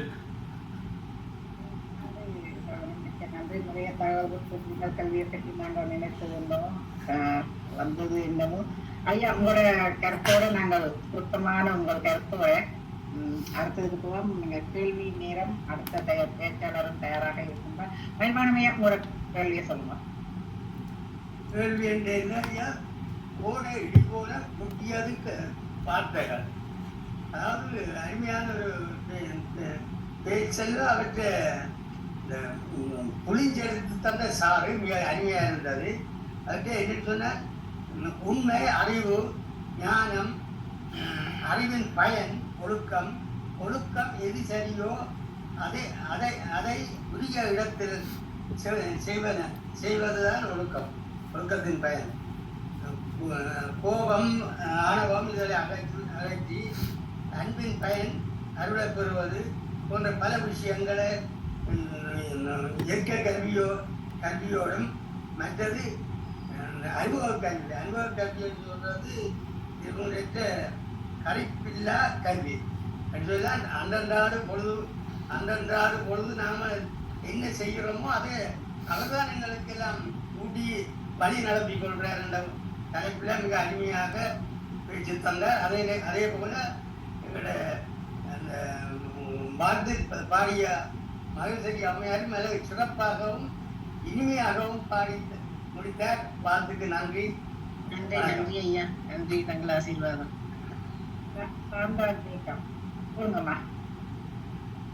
தேனறிவை திரையெழுந்து வானின் மொழி ஒழுகிய நிறைவு உணர்வு.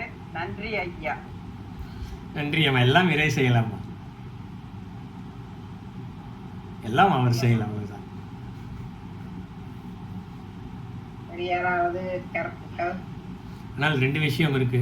நான் ஏற்கனவே அடிக்கடி ஒவ்வொரு வகுப்பின் முடியும் போது சொல்றது தான், இந்த பேசியது புரிந்தாலும் கேள்வி இருக்காது, புரியவில்லை என்றாலும் கேள்வி இருக்காது. அதனால எல்லாத்துக்கும் புரிஞ்சுதா இல்லையா அதுவும் எனக்கு தெரியாது, அது எனக்கு தான் தெரியும். பொண்ணுத்துறை ஐயா சொல்லுங்க ஐயா. ஐயா கேள்வி ஐயா உங்களை உற்சாகப்படுத்துவோம், பேச்சாளரை உற்சாகப்படுத்துறதுக்கு 2 வார்த்தை சொன்னா தான் நாங்கள் உங்களை கேட்டுக்கொண்டிருக்கிறோம், லிசன் பண்ணுவோம் என்ற ஒரு கருத்துக்காகத்தான் நான் சொன்னானே கேள்வி இல்லை. நல்லது நல்லது. ஐயா பணத்து ஐயா படிச்சுட்டு கட்டாயம் ஒரு வகுப்புலையும் சொல்வார், நீங்கள் கருத்து சொல்லவான், கருத்து சொன்னாதான் இப்ப எங்களுக்கு விளங்கி இருக்கோ விளங்கிலையோ அப்படி என்ற விஷயம். ஐயா நீங்கள் கூறுங்க. ஐயா ஐயா மியூட்ல இருக்கீங்க ஐயா, பொண்ணுத்துறை ஐயா மியூட்ல இருக்கீங்க ஐயா. நன்றி நன்றி நன்றி. கருத்து கூறுவது மிக மிக மிக வேண்டப்படுறது. சரணம் சொன்னது போல விளங்கினாலும் கருத்துக்கை, விளங்காவிட்டாலும் கருத்துக்கை. தங்கத்துறை அவர்கள் அருமையான கருத்து சொன்னாத கல்வி என்பது, கல்வி என்றால் என்ன? உண்மை, அறிவு, ஞானம் என்று சொல்லி, அதாவது உண்மை அறிவான ஞானம் தான் கல்வி என்று விளங்கப்படுத்தினார். உண்மை என்றா என்னன்றதுக்கு சத்தியம், சத்தியம் என்றா என்ன? எது அழியாததோ அது சத்தியம், அதுதான் பரம்பொருள், அழியாத பொருள், அதுதான் சத்தியமான பொருள். அறிவு என்பது உண்மை அறிந்து கொள்ள வேண்டும் என்ற உத்வேகம், முயற்சி, பயிற்சி, அந்த பிரியத்தனம் இருந்தால் தான் நாங்கள் அந்த அறிவை அறிந்து கொள்ளலாம். இந்த அறிவாத பொருள் தான் ஞானம் சொன்னார். இந்த ஞானத்தை ஜீவனும் நாங்கள் இறைவனை அடையத்தை பயன்படுத்துவதுதான் ஞானம். ஞானம் சொல்லுவோம். பள்ளி படிப்பு, பல்கலைக்கழக படிப்பு இதெல்லாம் இறைவனை அடையறதுக்கு உதவுகிறதாக இருக்காது. கல்வி ஒரு முற்றுதலான நிலையை இருக்க வேண்டும். இறைவனை முற்றம் முழுதாக உணரும் நிலைதான் உண்மையான கல்வி. இறைவனுடைய சிந்தனை இல்லாத கல்வி கல்வியே அல்ல என்பதை திருமந்திரத்தில் சொன்ன 10 மந்திரங்களே அவர் வழங்கப்பட்டிருந்தார். இறுதி மந்திரத்தில் கடலுடையான், மடலுடையான், மலையுடையான் சொல்லி இறைவன் எவ்வளவு பிரம்மாண்டமானவன், அப்படிப்பட்ட இறைவன் 50 இருக்கிற இறைவன் உங்களுடைய இந்த நெஞ்சிலே குடியிருக்கிறான் என்றால் அதுக்கு காரணம் அந்த இறை ஞானம், மெய் ஞானம் என்ற வடிவாக சொல்லியிருக்கிறார். அப்ப கல்வி கற்றவர் இறைவன் முன்பே அவன் இருப்பான் என்ற கதையை வடிவாக சொல்லியிருக்கிறார். இந்த புத்தகங்களை படிக்கிறது மட்டும்தான் கல்வி, அது கல்விதான். ஆனால் அது அந்த ஏட்டுக்கல்வி என்று சொல்லுவது. ஏட்டுக்கல்வி என்னதோ ஏட்டு சுருக்க கரைக்குவோ என்பது போல இந்த ஏட்டுக்கல்வி இறைவனை அடைய பயன்பட மாட்டாது. ஏட்டுக்கல்வி மட்டும் பயன்பட மாட்டாது. ஏட்டுக்கல்வியோட சேர்த்து இந்த அனுபவ ஞானம், உரை ஞானம், இறைவனை உணர்கின்ற உணர்வு ஞானம் இருக்க வேண்டும். அந்த ஞானத்தின் மூலமாக கிடைக்கிறது ஒழுக்கம் நிகழ்வார். எது சரியானதோ சரியானதை சரியான விடையில் சரியாக்கியதுதான் ஒழுக்கம். அந்த ஒழுக்கத்தை நாங்கள் செய்யாவிடும் போது அந்த கல்வி இந்த ஒழுக்கம் விழுப்புங்கிறதால் ஒழுக்கம் உயிரினும் ஓங்கப்படுமான ஒழுக்கம் இல்லாத கல்வி என்று. அதாவது என்ன நடக்கும்? ஒழுக்கம் இல்லாத கல்வியில் கோபம், பயங்கரம், அகங்காரம், ஆத்திரம் எல்லாம் வரும்.